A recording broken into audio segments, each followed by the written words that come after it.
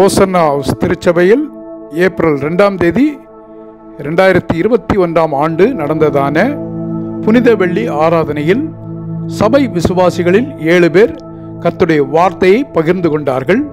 கர்த்தர் அவர்களுக்கு கொடுத்ததான வெளிச்சத்தின்படி, வெளிப்பாடின்படி கர்த்தருடைய வார்த்தையை பகிர்ந்திருக்கிறார்கள். நாம் கேட்டு ஆசீர்வதிக்கப்படுவோம்.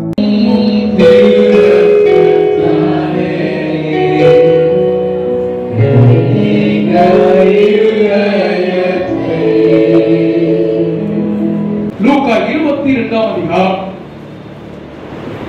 39ஆம் வசனத்திலிருந்து 48வது வசனம் வரைக்கும் புனித வெள்ளி அல்லது நல்ல வெள்ளி என்று சொல்லி நாம் கொண்டாடி கொண்டிருக்கிறோம். ஆண்டவருடைய கல்வாரி சிலுவை நம்முடைய கண்கள் முன்பதாக கொண்டு வந்தது. நம்மை ஆராய்ந்து பார்ப்போம். இயேசு தன்னுடைய சுய ரத்தத்தினாலே சம்பாதித்ததான திருச்சபை. ஆமென். ஆண்டவர் இந்த திருச்சபைக்காக அவர் ரத்தத்தை சிந்தியிருக்கிறார். இயேசு ரத்தம் சகல பாவங்களை நீக்கி நம்மை சுத்திகரிக்கும். ஆமென்.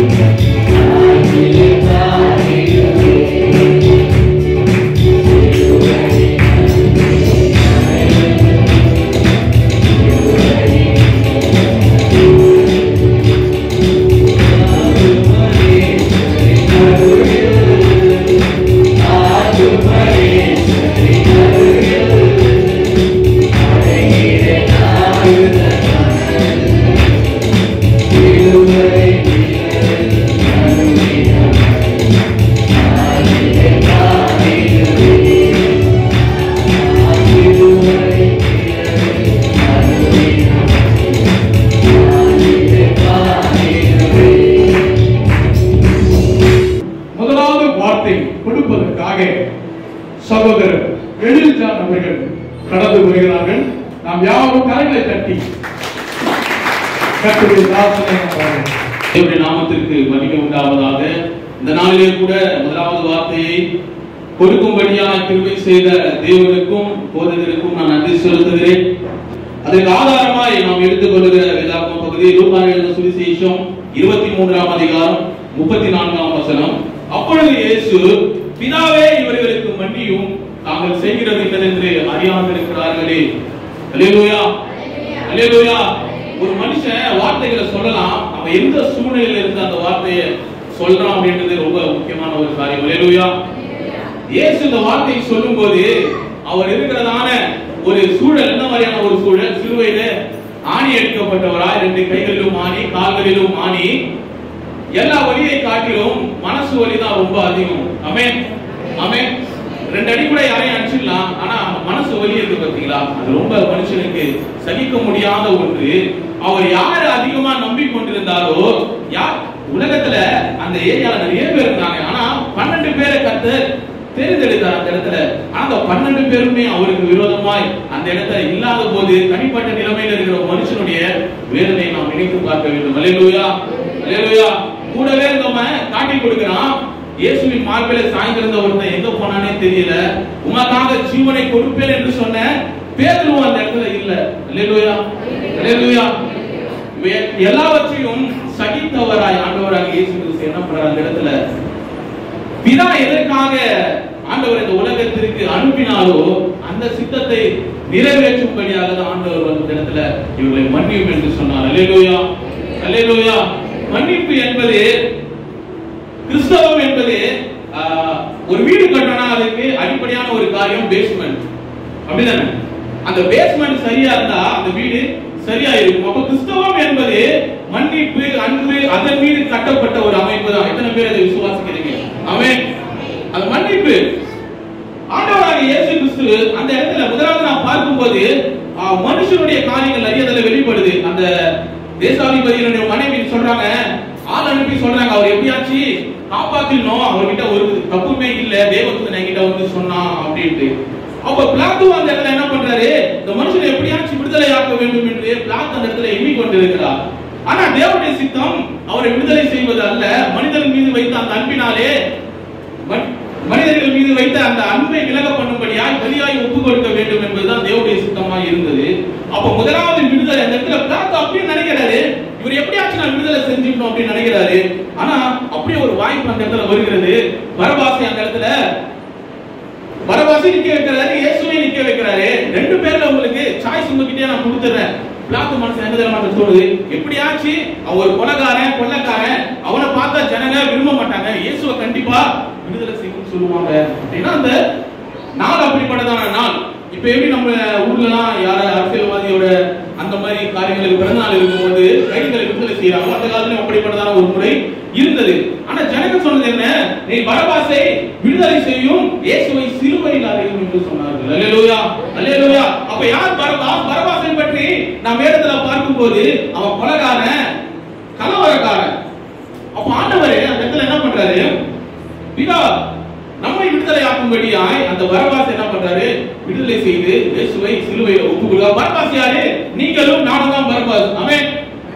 அக்செப்ட் பண்றீங்களா? ஏத்துக்கிறீங்க? நிச்சயமாய் நீங்களும் நானும் தான். அப்போ பரபாஸ் விடுதலை ஆகணும்னா இயேசு சிலுவையில் அறையப்பட வேண்டும். அப்ப நம்ம விடுதலை பரபாஸ் இடத்துல தான் நம்மளை வச்சு நம்ம பார்க்கணும். நம்ம விடுதலை ஆகணும்னா இயேசு நிச்சயமாய் சிலுவையில அறையப்பட வேண்டும். நம்ம நினைக்கலாம், நான் என்ன கலவரம் பண்றேன், நான் என்ன கலவரம் பண்றேன், நான் என்ன பண்றேன் அப்படின்ட்டு. ஆனா பழைய ஏற்பாட்டு காலம் வேற, புதிய ஏற்பாட்டு காலம் வேற. ஒரு சிறிய இச்சையோடு பார்க்கிற எவனும் அவரோட விபச்சாரம் செய்து எவ்வளவு பெரிய கஷ்டமான ஒரு காரியம் பார்த்தீங்களா? அப்போ விக்கிரக ஆராதனை, அப்பெல்லாம் சிலைகளுக்கு ஆராதனை செய்யணும் விக்கிரக ஆராதனை. புதிய ஏற்பாட்டு காலத்துல பொருளாசை, அல்லேலூயா, பொருளாசை தான் விக்கிரக ஆராதனை. அப்போ ஆண்டவராகிய இயேசு கிறிஸ்து நம்ம பார்க்கும்போது வேதத்துல நிறைய காரியங்களை நாம் பார்க்கலாம். கலாத்தியர் 3:13 நாம் பார்க்கும்போது மரத்தில் தூக்கப்பட்ட எவனும் சபிக்கப்பட்டவன் என்று வேதம் சொல்லுகிறது. அப்ப நமக்காக சபிக்கப்பட்டவராய் ஆண்டவராகிய இயேசு கிறிஸ்து அந்த இடத்துல என்ன பண்றாரு, நிக்கிறார், அனாதையா நிக்கிறார். அதுதான் உண்மையான ஒரு காரியம். எதுக்காக? நான் உங்களுக்காகவும் எனக்காகவும் தான். ஆண்டவராகிய இயேசு கிறிஸ்து சொல்றாரு, உங்கள் சத்துருவை சிநேகியுங்கள். இதுதான் கிறிஸ்தவத்துல மிக முக்கியமான ஒரு காரியம், சத்துருக்களை சிநேகிக்கிறது தான். எத்தனை பேர் நீங்க நாம சத்துருக்களை சிநேகிக்கிறோம்? அப்ப கிறிஸ்தவர்களுக்கு மன்னித்தது போல நீங்களும் ஒருவரை ஒருவர் மன்னியுங்கள். கிறிஸ்தவம் என்பது கொடுத்து பெற்றுக் கொள்வது. ஆமென்.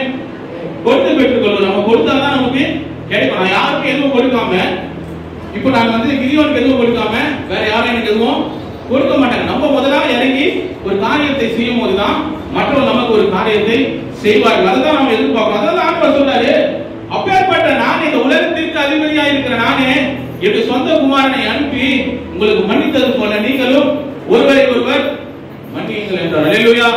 ஒருவரை ஒருவர் மன்னியுங்கள். எனக்கு வயசு 33, மிஞ்சி போனா இன்னும் வருஷம் இருப்பேன். ஒரு 60 வயசு வச்சுங்க, ஆவரேஜா 27 வருஷம் இருக்குது. நான் எங்க போனேன்? நிச்சயமா ஒரு நாள் மரணத்தை சந்திச்சுதான் ஆகணும். மனுஷனாய் பிறந்த ஒவ்வொருவனும் மரணத்தை சந்திச்சுதான் ஆகணும். நினைச்சு பாத்தீங்கன்னு வச்சுங்க, நைட் தூங்குற நான் காலையில எழுந்து போனான்னு எனக்கு கேரண்டியே கிடையாது. மனுஷனுடைய உயிருக்கு உத்தரவாதமே கிடையாது. தண்ணி சாதமா அப்படி கீழே எழுந்து செத்து போயிடும். பயம் காட்டுறதுக்காக சொல்லல. நம்முடைய நோக்கம் என்ன? தேவன் நம்ம எதற்காக படைத்தார் என்றால், ஸ்ட்ரைட்டா பரலோகத்தை படைச்ச நிச்சயமாய் கர்த்தர் நம்மள வெச்சிட்டு இருக்கலாம். ஏன் படைத்தார்? பூமி என்பது ஒரு விளையாட்டு மைதானம் மாதிரி. ஒரு ஸ்டேட் லெவல்ல போய் நம்ம விளையாடுறோம். முன்னாடி என்ன பண்ணுவாங்க? ரிகர்சல் போவாங்க, டிஸ்ட்ரிக்ட் லெவல்ல போய் விளையாடுவாங்க. அது போலதான் கர்த்தர் பரலோகத்துல பொய் கிடையாது, பித்தலாட்டம் கிடையாது, எதுவுமே கிடையாது. அப்ப அங்க போனா நம்ம என்ன பண்ணணும்? இந்த பூமியில பயிற்சி எடுத்து நம்ம கொள்ள வேண்டும். அல்லேலூயா அல்லேலூயா. வாழ்கிற காலம் கொஞ்ச காலம் தான், மனுஷனுடைய காலம் கொஞ்ச காலம் தான். அந்த கொஞ்ச காலத்திலே கூட கர்த்தருக்கு உண்மையா இருந்து கர்த்தர் நமக்கு மன்னித்தது போல நாமும் பிறரை மன்னிக்க நாம் கற்றுக்கொள்ள வேண்டும். அல்லேலூயா அல்லேலூயா. ஆண்டவருக்கு நம்ம சீசர் கேக்குறாங்க, ஆண்டவரே ஜெபம் பண்ண சொல்லிட்டாங்கப்பா அப்படின்னா ஆண்டவர் என்ன சொல்றாரு? அது ஒரு வார்த்தை, அழகான ஒரு வார்த்தை. எங்கள் கடனாளிகளுக்கு நாங்கள் மன்னிக்கிறது போல எங்கள் கடன்களை எங்களுக்கு மன்னியும். இது கடன் வாங்குறது கொடுக்கிறது பண சம்பந்தப்பட்ட விஷயம் கிடையாது. எல்லாவற்றையும் தான் இதற்கு பிதா உங்களுக்கு மன்னித்தது போல நீங்களும் ஒருவரை ஒருவர் நீங்கள். அதுதான் பொருள். அல்லேலூயா அல்லேலூயா. வெறும் சொல்றது மாத்திரம் இல்ல, ஆசீர்வாதம் சொல்லிட்டு செய்யாம போயிடுவாங்க. ஆனா சொன்னதை செய்கிற தேவன் அவர் மாத்திரம். அல்லேலூயா அல்லேலூயா. நீ எல்லாத்தையும் மன்னிச்சிருப்பா, இதை பண்ணுப்பான்னு கடைசியில மன்னிக்காம போனா என்ன ஆகும்? நான் கர்த்தர் எல்லாவற்றையும் சொல்லி நீ செய்கிறவராக இருக்கிறார். அல்லேலூயா. காலமா ஒரு ஜெபம் செஞ்சுட்டே இருந்தான். ஆண்டவரே நான் பரலோகத்தை பார்க்கணும், நரகத்தை பார்க்கணும் அப்படின்ட்டு ஜெபம் செஞ்சுட்டே இருந்தான். அப்ப ஆண்டவர் என்ன பண்ணாரா, வெயிட் பண்ணேன், நான் கண்டிப்பா உனக்கு நான் காட்டுறேன் அப்படின்ட்டு. எவ்வளவு பாசிட்டிவ் பண்ணி வைராக்கியமாய் கர்த்தரை கேட்டதுனால ஆண்டவர் என்ன பண்ணாரா, முதலாவது எங்க போக விரும்புற அப்படின்னு கேட்டாரா. அதுக்கு அவன் சொன்னான், ஆண்டவரே நரகத்தை பார்க்க நான் விரும்புறேன் அப்படின்னு அவன் சொன்னான். எல்லாம் கேக்குறீங்களா? ஆமென். நரகத்தை பார்க்க விரும்புறேன் அப்படின்னு அவன் சொன்னான். சொல்லும் போது கர்த்தர் நான் பரவாயில்ல கூட்டு போறாரு நரகத்துல. நரகத்துல பார்த்தா ஒரு கற்பனை, சரிங்களா? நரகத்துல பார்த்தா ஒரு பெரிய பந்தி, ஒரு சிஎம் வீட்டு ஃபங்க்ஷன்ல எப்படியா இருக்குமோ அந்த விரிப்புகள் எல்லாம், அந்த வஸ்திரங்கள் அது மேல போட்டு டைனிங் டேபிள் பயங்கரமா இருக்கும்.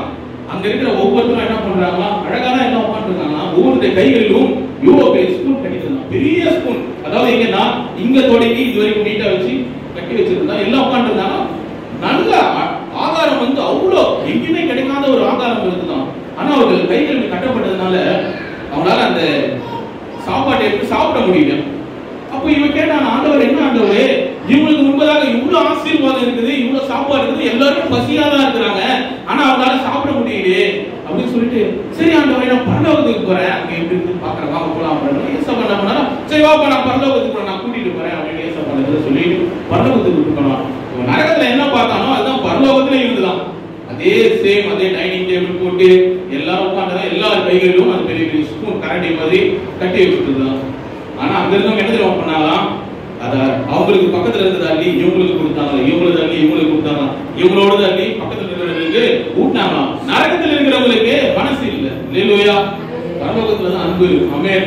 அதனால பூலோகத்துல நாம் வாழும் போது ஒருவரில் ஒருவர் நாம் அன்பு செலுத்தி, ஆமென், அல்லேலூயா, கண்ட சகோதரனை சிநேகிக்காதவன் காணாத தேவனை எப்படி சிநேகிக்க முடியும்? அல்லேலூயா.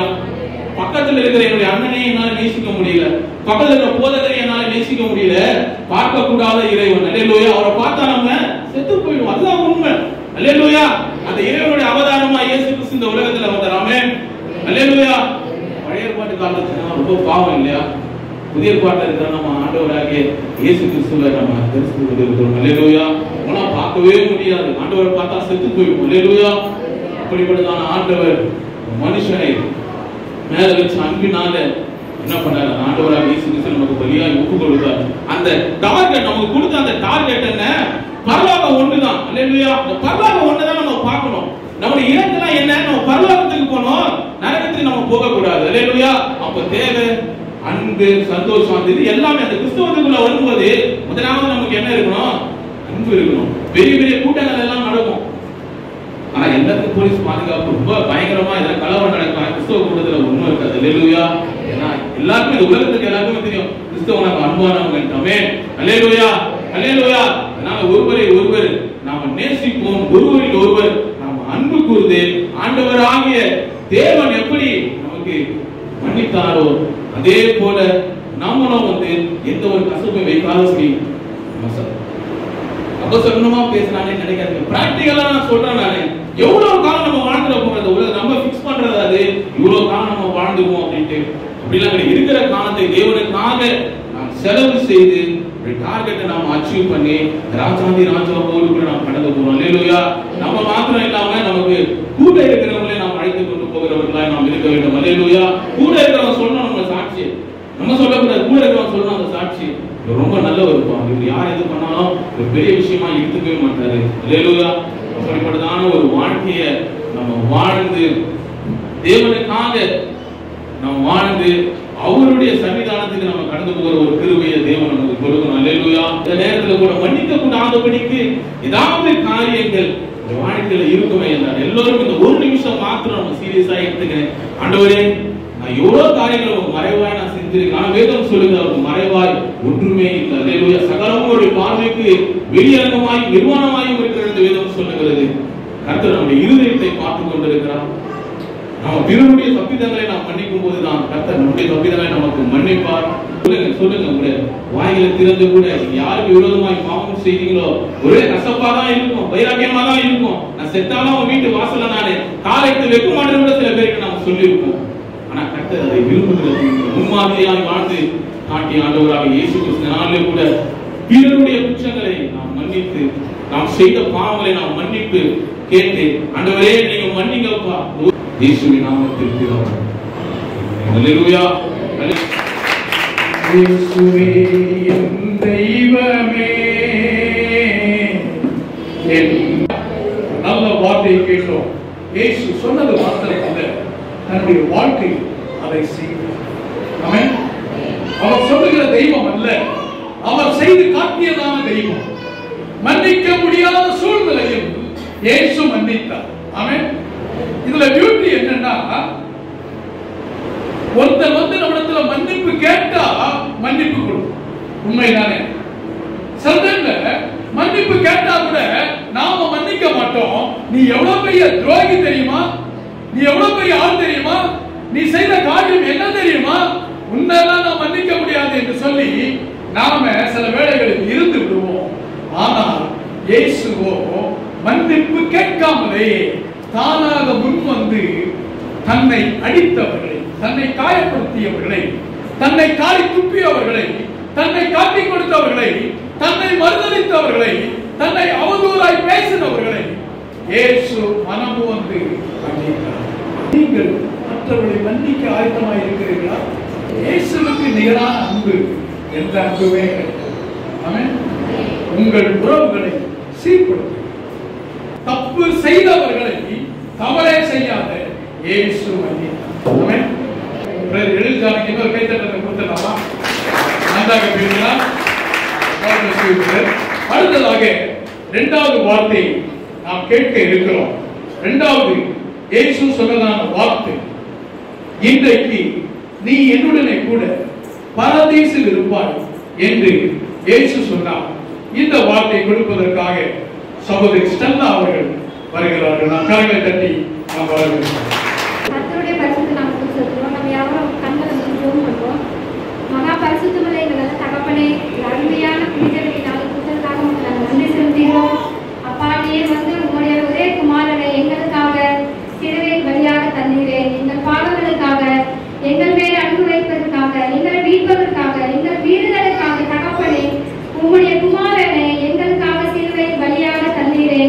உமக்காக நாங்கள் கோடான கோடி நன்றி பலிகளை ஏறெடுக்கிற சுவாமி.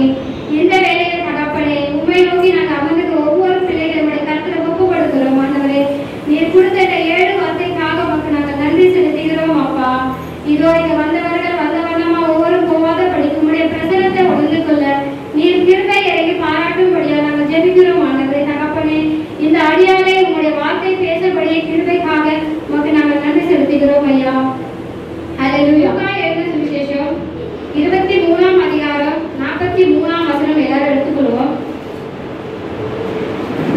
இயேசுவை சிலுவையில் அறையும் போது பக்கத்துல 2 கல்லறை அறிந்திருந்தார்கள். அங்க வந்து 2 பேர் கல்லர்கள் இருக்கும் போது 2 கல்லர்களும் இயேசுவை பார்த்து நகைச்சி கிண்டல் பேசி கேலி பண்ணிட்டு இருந்தாங்க. அப்போ வந்து இயேசுவை பார்த்து ஒரு கல்லர் சொன்னார், நீர் மேசியாவானால் என்னையே விடுவிப்போம், உங்களையும் நீங்க விடுவிச்சுக்கோங்கன்னு சொல்லி கேலியா பேசும்போது அங்க வந்து ஒரு கல்லர் வந்து இயேசுவை பார்த்து சொன்னாரு, இயேசுவை நோக்கி, ஆண்டவரே, உம்முடைய ராஜ்யத்தில் நீ வரும்போது அடியேனை நினைத்தருளும் என்றார். அப்போ ஒரு கல்லரை பார்த்து சொன்னாரு, இயேசுவை பார்த்து, ஆண்டவரே, நீங்க வரும்போது என்னை நீங்க நினைத்தருளுங்க சொல்றாரு. அப்போ அந்த இடத்துல ஆண்டவர் என்ன சொல்றாருன்னா, இயேசு அவனை நோக்கி, நீர் இன்றைக்கு என்னுடன் கூடவே பரதேசில் இருப்பாய் அப்படின்னு சொல்லும் போது அந்த கல்லர் வந்து இயேசுவை சந்தேகத்தோட பார்த்தான். எப்படின்னா, எப்படி நம்ம கேட்ட உடனே இவர் வந்து இன்னைக்கு நம்ம அவரோட கூட இருப்பேன்னு சொல்றாரு. அது மாதிரிதான் நம்மளும் சில விஷயத்தை என்ன பண்றோம், அவர்கிட்ட ஏதாவது கேட்கும் போது சந்தேகத்தோட பார்க்கிறோம், சந்தேகத்தோட இருக்கும். நானே அப்படிதான் நிறைய தடவை இருந்திருக்கேன். அப்ப அவரோட சந்தேகத்தை போக்குறதுக்கு என்ன மறுபடியும் சொல்றாருன்னா, இயேசுவை நோக்கி அவர் கேட்கும் போது இயேசு சொல்றாரு, இன்றைக்கு நீ என்னோட கூடனே பரதேசில் இருப்பாய், மெய்யாகவே நான் உனக்கு சொல்லுகிறேன் அப்படின்னு சொல்றாரு. அந்த மாதிரிதான் நம்மளும் அவர் சொல்றதை எதுவுமே நம்ம வந்து காது கொடுத்து கேட்கறது இல்ல, டவுட்டா பாக்குறோம், டவுட்டாவே இருக்கிறோம், இது செய்வாரா செய்ய மாட்டாரா அப்படின்னு. அந்த சந்தேகமே வேண்டாம். நம்ம கண்டிப்பா நம்ம கேட்டோம்னா நம்ம ஆண்டவர் அந்த கல்லருக்கு மனம் இறங்கினது போல நமக்கும் மனம் இறங்கி அவரும் நமக்கு மெய்யாகவே சொல்ற ஒவ்வொரு வார்த்தையை நமக்கு வாழ்க்கையில நிறைவேற்றுவார். நான் கூட உங்க முன்னாடி ஒரு சாட்சியா நிக்கிறது ஒரு பெரிய உயிரோட இருக்கிறது ஒரு பெரிய சாட்சி தான். நாங்க அக்டோபர் மாசமே இந்த கதையெல்லாம் முடிஞ்சிருக்கோம். ஆனா ஆண்டவர் சொன்னது போல, மெய்யாகவே நான் உனக்கு சொல்லுகிறேன் சொன்னது போல எங்க வாழ்க்கையிலும் ஒரு ஊழியக்காரர் அனுப்பி மெய்யாக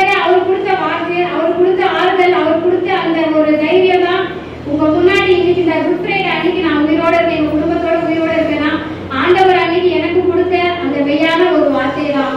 அந்த கல்லனுக்கு என்ன சொன்னாரோ அதே மாதிரிதான் எனக்கும் ஒரு வார்த்தையை சொன்னார். மெய்யாகவே நான் உங்களோட கூட இருக்கிறேன், நீங்களும் என்னோட கூட பரதேசில் பிரவேசிப்பீங்கன்னு சொன்னார். அந்த வார்த்தை தான் இன்னைக்கு எங்க குடும்பத்தையும் உங்க முன்னாடி உயிரோட நிறுத்திருக்கு. ஆண்டவர் மறுபடியும் சொல்றாரு, இயேசு அவனை நோக்கி, இன்றைக்கு நீ என்னோட கூட பரதேசில் இருப்பான், மெய்யாகவே உங்களுக்கு சொல்லுகிறேன் என்றார். அதே போலதான் ஆண்டவர் உங்க எல்லாருக்கும் சொல்ற வார்த்தை கேளுங்க. கர்த்தருக்கு ஸ்தோத்திரம். ஆமென். கரங்களை தட்டுவோமா?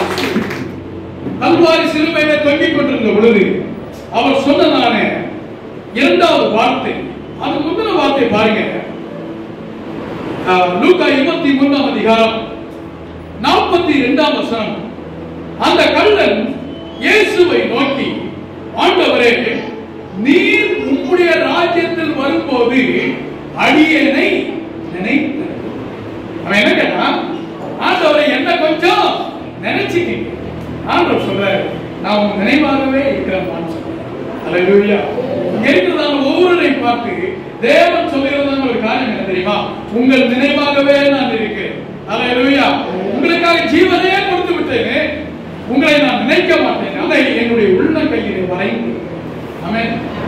உன்னுடைய மதுகள் எப்பொழுதும் எனக்கு முன்பாக இருக்கிறது. இயேசுவின் நம்பிக்கையின் வார்த்தை. ஆமென். உங்களிடத்தில் பேசுகிறதான நபர்களுக்கு நம்பிக்கையின் நிச்சய வார்த்தை.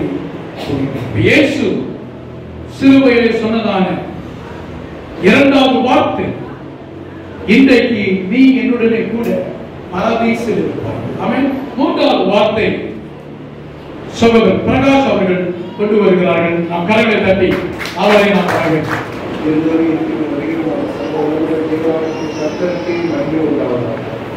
என்னுடைய வாழ்நாளில் இது முதலாவது முறை நான் தேவ செய்தி கொண்டிருக்கிறேன். இதற்கு திருப்பி செய்த மகாபரிசுள்ள தேவனுக்கு முக்கியமானதாக வாய்ப்பளித்த சோதனையாகவும் நன்றி. தேவன் இயேசு கிறிஸ்துவாகிய தேவன் கல்வாரியில் சிலுவையில் பேசிய 7 வார்த்தைகள், அதில் 3வது வார்த்தை. அந்த 7 வார்த்தைகளும் 7ல் 6 வார்த்தைகள் ஆவிக்குரிய வார்த்தைகள். இந்த 3வது வார்த்தை உலக பிரமாணமான வார்த்தை. இந்த வார்த்தை பரிசுத்த வேதாகமத்தில் யோவான் 19:26-27 அதிகாரத்தில் இருக்கிறது. அப்பொழுது இயேசு நம்முடைய தாயையும் அருகே நின்ற தமக்கு அன்பாயிருந்த சீசனையும் கண்டு நம்முடைய தாயை நோக்கி, ஸ்திரியே, அதோ உன் மகன் என்றார். பின்பு அந்த சீசனை நோக்கி, அதோ உன் தாய் என்றார். அந்நேரம் முதல் அந்த சீசன் அவளை தன்னிடமாய் ஏற்றுக்கொண்டான். இந்த வார்த்தைகளை நம்ம புரிஞ்சுக்க வேண்டிய விஷயம் என்னவென்றால், ஒரு சில விஷயத்தை குறித்து அவர் தெளிவுபடுத்துகிறார். அன்பு, கடமை, நம்பிக்கை, விசுவாசம், கீழ்ப்படிதல். இந்த வார்த்தைகளை இதில் அடங்கியிருக்கிறது. என்னவென்றால், நமக்கு ஒரு வழி இருக்கும் பொழுது நாம் யாரை பற்றியும் யோசிக்க மாட்டோம். அவர் அந்த கல்வாரியில் தான் சிலுவையில் அறையப்பட்டிருந்த பொழுது வழிகளையும் கூட தன் தாய் மீது அன்பாய் இருந்தார். அதனால்தான் இந்த வார்த்தை அன்பாக அவர் வெளிப்பட்டார். அன்பின் நிமித்தமாக தன் தாயின் மீது உள்ள அக்கறையாக, கடமை, இரண்டாவதாக கடமையின் நிமித்தமாக தன் தாய் அவர் இந்த உலகத்தில் இம்மையில் வாழ்ந்து கொண்டிருந்த மனித தேகம் இல்லாத பொழுது அவர் மறுமையாக ஆவியாக பிரவேசிக்க செல்ல இருப்பதால் தன் கடமை, தன் தாயை பார்க்க வேண்டும் என்ற கடமையை அல்டர்னேட்டிவாக அடுத்தவருக்கு ஒரு நல்ல நம்பிக்கையுடைய, அதுதான் நம்பிக்கையுடைய காரியம். தேவன் தனக்கு அன்பாக இருந்த சீசனாக யோவான் மீது நம்பிக்கை கொண்டதால் அந்த நம்பிக்கையுடைய காரியத்திற்கான அந்த பொறுப்பை அவனிடம், அந்த கடமையை அந்த நம்பிக்கையுடைய மகனிடம் ஒப்பு கொடுத்து விட்டு சென்றார். அப்புறம் விசுவாசம் என்பது தேவன் சொன்ன கர்த்தராகிய இயேசு சொன்ன வார்த்தைக்காக அந்த விசுவாசத்தின் நிமித்தமாக உடனே அவன் அந்த ஸ்திரியை தன்னுடனே அணைத்துக் கொண்டு அந்த கணம் முதல் கடைசி வரை அவர் சொல்லிய வார்த்தைக்கு விசுவாசமாக வாழ்ந்து இயேசுடைய தாயை தன் தாயாக பார்த்து கடமையை செய்தார் என்பது விசுவாசத்தை குறிக்கிறது. இதில் இந்த வார்த்தையில் பிரதானமான விஷயம் என்னவென்றால் கீழ்ப்படிதல். கீழ்ப்படிதல். இயேசு எதற்கு கீழ்ப்படிந்தார்?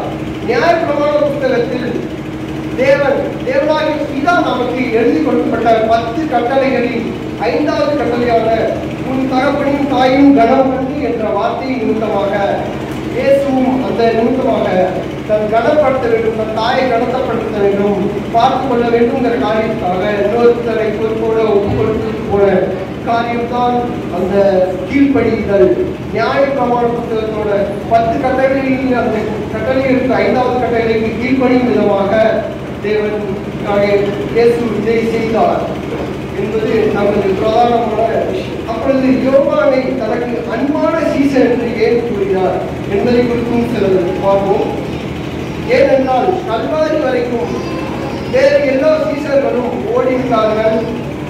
இருந்தும் யோவான் மற்றும் கடைசி வரை அந்த கல்வாரி மலை மீது வரை மக்கள் தன் அருகே நின்று கொண்டிருந்தால் நின்று தனக்கு அன்பான சீசனாக காணப்பட்டான். இயேசுக்கு அன்பான சீசனாக காணப்பட்டான். அதனாலே தான் அவன் அன்பாக, ஏன் அவன் அன்பாய் முழு மனதோடு அன்பாய் இருந்தபடினால் யாருக்கும் பயப்படவில்லை. மற்றவர்கள் எல்லாம் பயந்து ஓடிய பொழுதும் அவன் முழு அன்பாய் இருந்ததனால், உண்மையான அன்பு வைத்திருந்தனால் பயப்படாமல், யாரும் பயப்படாமல் அவன் கடைசி வரை அது நின்று கொண்டிருந்தான். அதுபோல நம்மும் கர்த்தராகிய தேவனிடத்தில் முழு மனதோடும் முழு அன்போடும் உண்மையாகவும் உண்மையான அன்போடும் கர்த்தருடைய மட்டும் இல்லாமல் தம் குடும்பத்தாரிடமும் தந்த சமூகத்தில் இருக்க அனைவரிடம் முழு அன்போடும் முழு உண்மையான அன்போடும் நாம் நடந்து கொள்ள வேண்டும். என்னை கைவிட்டீரோ என்றேசு கலங்கினார். மலை மீதில் தொங்கினார். மலை மீதில்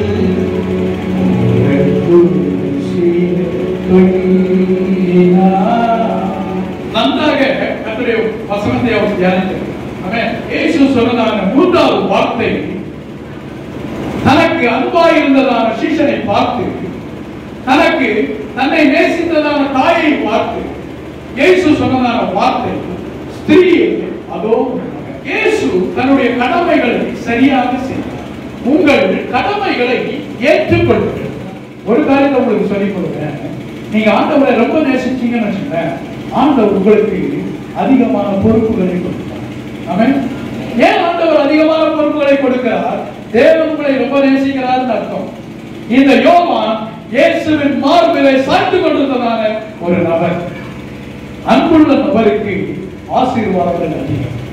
ஆமென். 4வது வார்த்தை கொடுக்க சகோதரர் ஷியாம் அவர்கள் வருகிறார்கள். நாம் கரங்களை தட்டி அவரை வரவேற்கிறோம். அல்லேலூயா. எடுத்துக்கொள்ளுங்கள் மத்தேயு எழுதின நிருபம் 27ஆம் அதிகாரம் 46ஆம் வசனம்.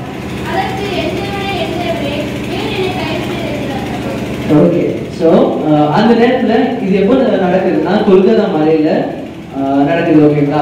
சோ 6ஆம் மணி நேரத்துல இருந்து 9ஆம் மணி நேரம் வரைக்கும் மிகுந்த இருள் சூழ்ந்த காலமாக அந்த நேரம் இருக்கிறது. எப்போது இருந்து 6ஆம் மணி நேரத்துல இருந்து 9ஆம் மணி நேரம் வரைக்கும்.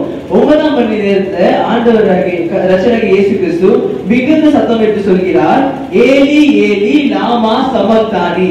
அதுக்கு என்ன அர்த்தம் என்று சொன்னால், என் தேவனே ஏன் என்னை கைவிட்டீர் என்று அர்த்தம். ஆண்டவருக்கு இது நடக்க போகுது, இது சம்பவிக்க போகுது என்று முதல்ல இருந்து தெரியும். 26:42.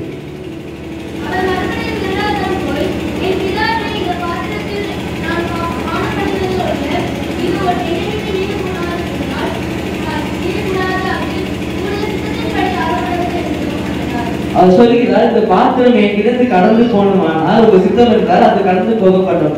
ஏன்னா அந்த இடத்துல வந்து ஆண்டவர் இரட்சகராகிய இயேசு கிறிஸ்து சொல்லுகிறார், அவர் 100% கடவுளாக இருக்கிறார். ஆமென்.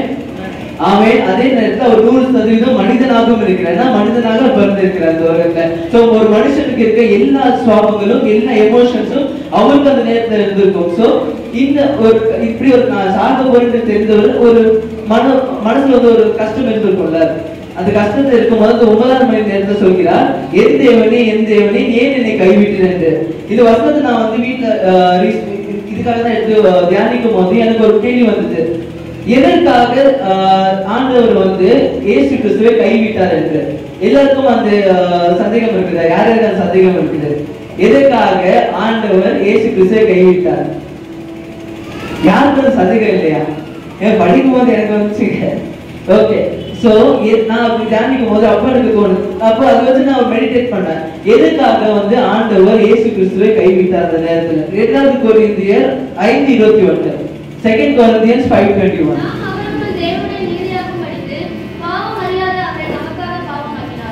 ஆமென். அவர் என்ன ஆகினார்? பாவமே அறியாத அவர் பாவமானார். ஆமென். ஆமென். சோ ஒன்னு தெரியுமா உங்களுக்கு? இப்போ இல்ல, 2000 வருஷம் முன்னாடி இருந்து இந்த ஆதியில இருந்து ஒரு பாவத்துல இருந்து நம்மளுக்கு ஒரு நிவாரணம் வேணும்னா, ஒரு பாவத்துல இருந்து நம்மளுக்கு விடுதலை வேணும்னா, அந்த காலத்துல என்ன பண்ணாங்க? பலி செலுத்தினாங்களா? ஆமென். ஒரு பாவத்துல இருந்து விடுதலை பெறுவதற்காக பலி செலுத்தினாங்களா? இது வரைக்கும் ஒரு பாவத்திலிருந்து விடுதலை பெற பலி செலுத்துறாங்களா? நம்ம பலி செலுத்துறது இல்லை. ஏன்னா நம்மளுக்காக ஆண்டவராகிய இயேசு கிறிஸ்து அந்த சிலுவையில பலியானார். இப்போ வந்து பலி செலுத்துறார்கள் பாவத்திலிருந்து விடுதலை பெற. இப்பவும் பலி செலுத்துறார்கள் பாவத்திலிருந்து விடுதலை பெற. எதுக்காக பலி செலுத்துறாங்கன்னா, ஒரு பாவத்திலிருந்து நம்மளுக்கு விடுதலை வேணும்னா அந்த ரத்தத்தினால மட்டும்தான் நம்மளுக்கு வந்து விடுதலை நம்ம பெற முடியும். சோ அந்த வேளையில இயேசு கிறிஸ்து தன்னைத்தானையாக ஒரு பாவ பலியாக மாறினார். ஆண்டவர் வந்து பாவியை நேசிக்கிறார். ஆமென். ஆண்டவர் பாவியை நேசிக்கிறார். ஆனா ஒருபோதும் ஆண்டவர் பாவத்தை நேசிக்கிறது இல்ல. ஆமென். ஒத்துக்கிறீங்களா? ஒருபோதும் ஆண்டவர் பாவத்தை நேசிக்கிறது இல்ல. அந்த நேரத்துல ஆண்டவராகிய இயேசு கிறிஸ்து பாவமானார். ஏன்னா அவர் நம்மளோட பாவத்துல அவர் சுமந்தா அந்த ரீதியாக அவர் பாவமானார். சோ அதனாலதான் நம்மளுடைய தேவன் என்ன சொல்றது, he forsake him, அவர் வந்து கைவிட்டார். Thank you. அவர் வந்து கைவிட்டார். இது வந்து முதல் காரியம். நம்ம 2வது காரியம் பார்த்தோம்னா கலாத்தியருக்கு நிருபம் 3ஆம் அதிகாரம் 13ஆம் வசனம்.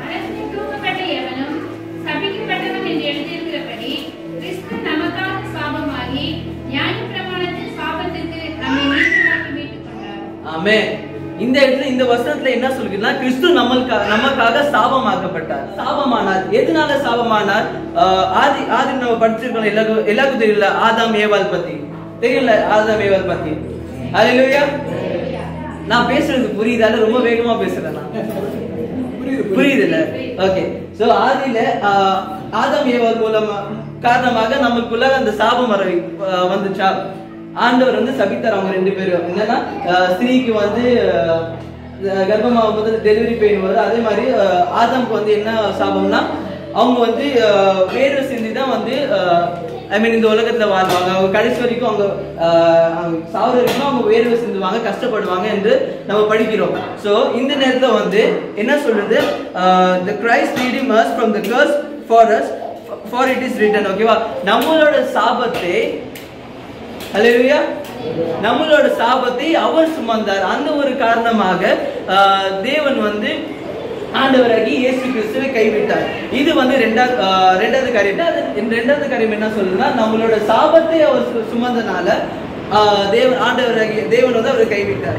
ஓகே. 3வது காரியம் 1 John 2ஆம் அதிகாரம் 2ஆம் வசனம். 1 யோவான் 2:2. 1 John 2:2.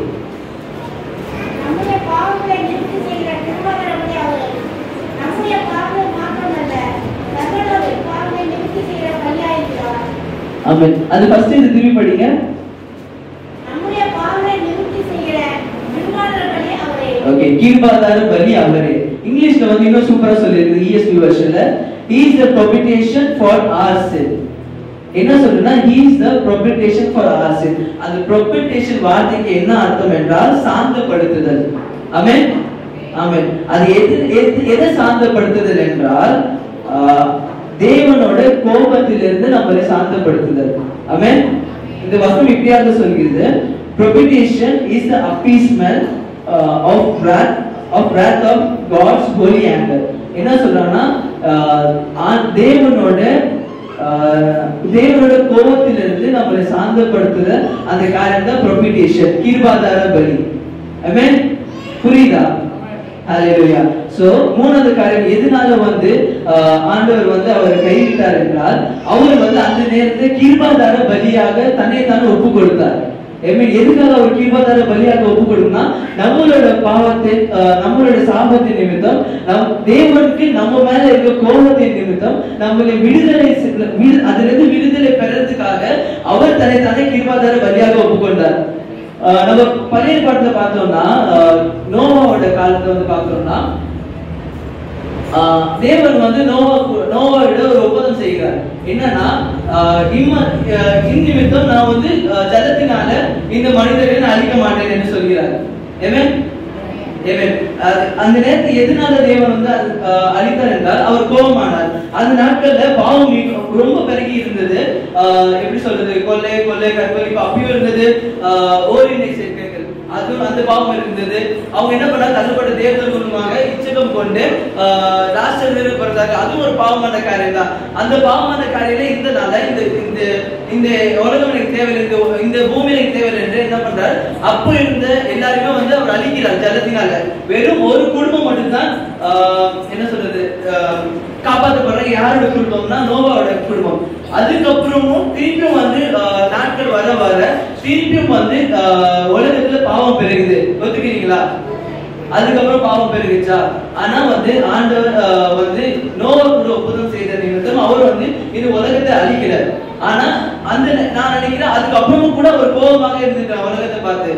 ஏன்னா அவர் என்ன சொல்ற தம்மோட சாயல்ல வந்து இந்த உலகத்தில் மனிதர்களை சிருஷ்டித்தார். ஆமென். அவர் வந்து தன்னோட சாயலை படைத்தினா அந்த மனிதர்கள் அவரை பார்க்காமல் பாவத்தை செய்திருந்தனால அவர் வந்து கோபமா இருந்திருக்கலாம். ஏன்னா யாராவது அந்த இடத்துல கோபமா இருந்திருப்பாங்க. சோ அந்த கோபத்துல இருந்து நம்மளை காப்பாற்றுறதுக்காக ஆண்டவராகிய இயேசு கிறிஸ்து அந்த நேரத்துல கிருபாதார பலியானார். ஆமென். ஆமென். சோ நான் பார்த்த இதுல வந்து 3 விஷயம் நான் எடுத்தேன். என்னன்னா எதனால வந்து தேவன் வந்து இயேசு கிறிஸ்துவை கைவிட்டார் என்றால் ஃபர்ஸ்ட் வந்து அவர் பாவமானார், அவர் பாவத்தை சுமந்தார். ரெண்டாவது வந்து பார்க்கும்போது அவர் வந்து சாபத்தை நீக்கிறவராக இருந்தார். மூணாவது பார்க்கும்போது அவர் வந்து கிருபாதார பலியானார். ஓகேங்களா? எனக்கு ஒரே கேள்வி, எல்லாருக்கும் ரட்சிப்பு இருக்குல்ல? இந்த உலகத்துல இருக்க எல்லா ஜனங்களுக்கும் எல்லா மக்களுக்கும் ரட்சிப்பு உண்டு. ஆனா யார் ரட்சிக்கப்படுகிறார்கள்? எல்லாருக்கும் ரட்சிப்பு இருக்கு. ரட்சிப்பு வந்து பொதுவானது. ஓகேங்களா? ஆனா யார் ரட்சிக்கப்படுகிறார்கள்? எடுத்து வாசிங்க. யோவான் 3:14. தேவன் தம்முடைய ஒரே பேரான குமாரனை விசுவாசிக்கிறவன் எவனோ அவன் கெட்டு போகாமல் நித்திய ஜீவனை அடையும்படிக்கு அவரை தந்தருளி இவ்வளவாய் உலகத்தில் அன்பு செய்தார். ஆமென். சோ இந்த வசனம் என்ன சொல்றது?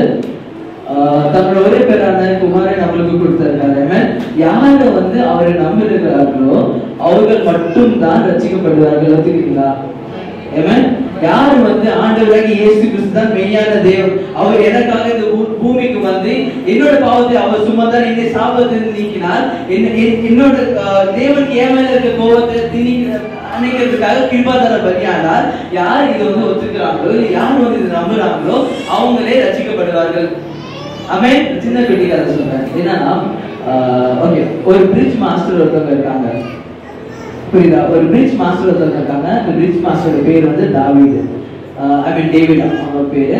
அவங்களுக்கு ஒரு சின்ன பையன் இருக்கான். அந்த பையன் மாதிரி வச்சுக்கோங்க. எலிவன் மாதிரி ஒரு சின்ன பையன் இருக்கான். அந்த பையனோட பேர் வந்து சாம். ஓகேவா? அந்த அப்பா வந்து டேவிட் வந்து அவங்க பையனை வந்து ரொம்ப நேசிக்கிறார். எப்படி சொல்றது, அவனே பார்த்துட்டு இருப்பார்.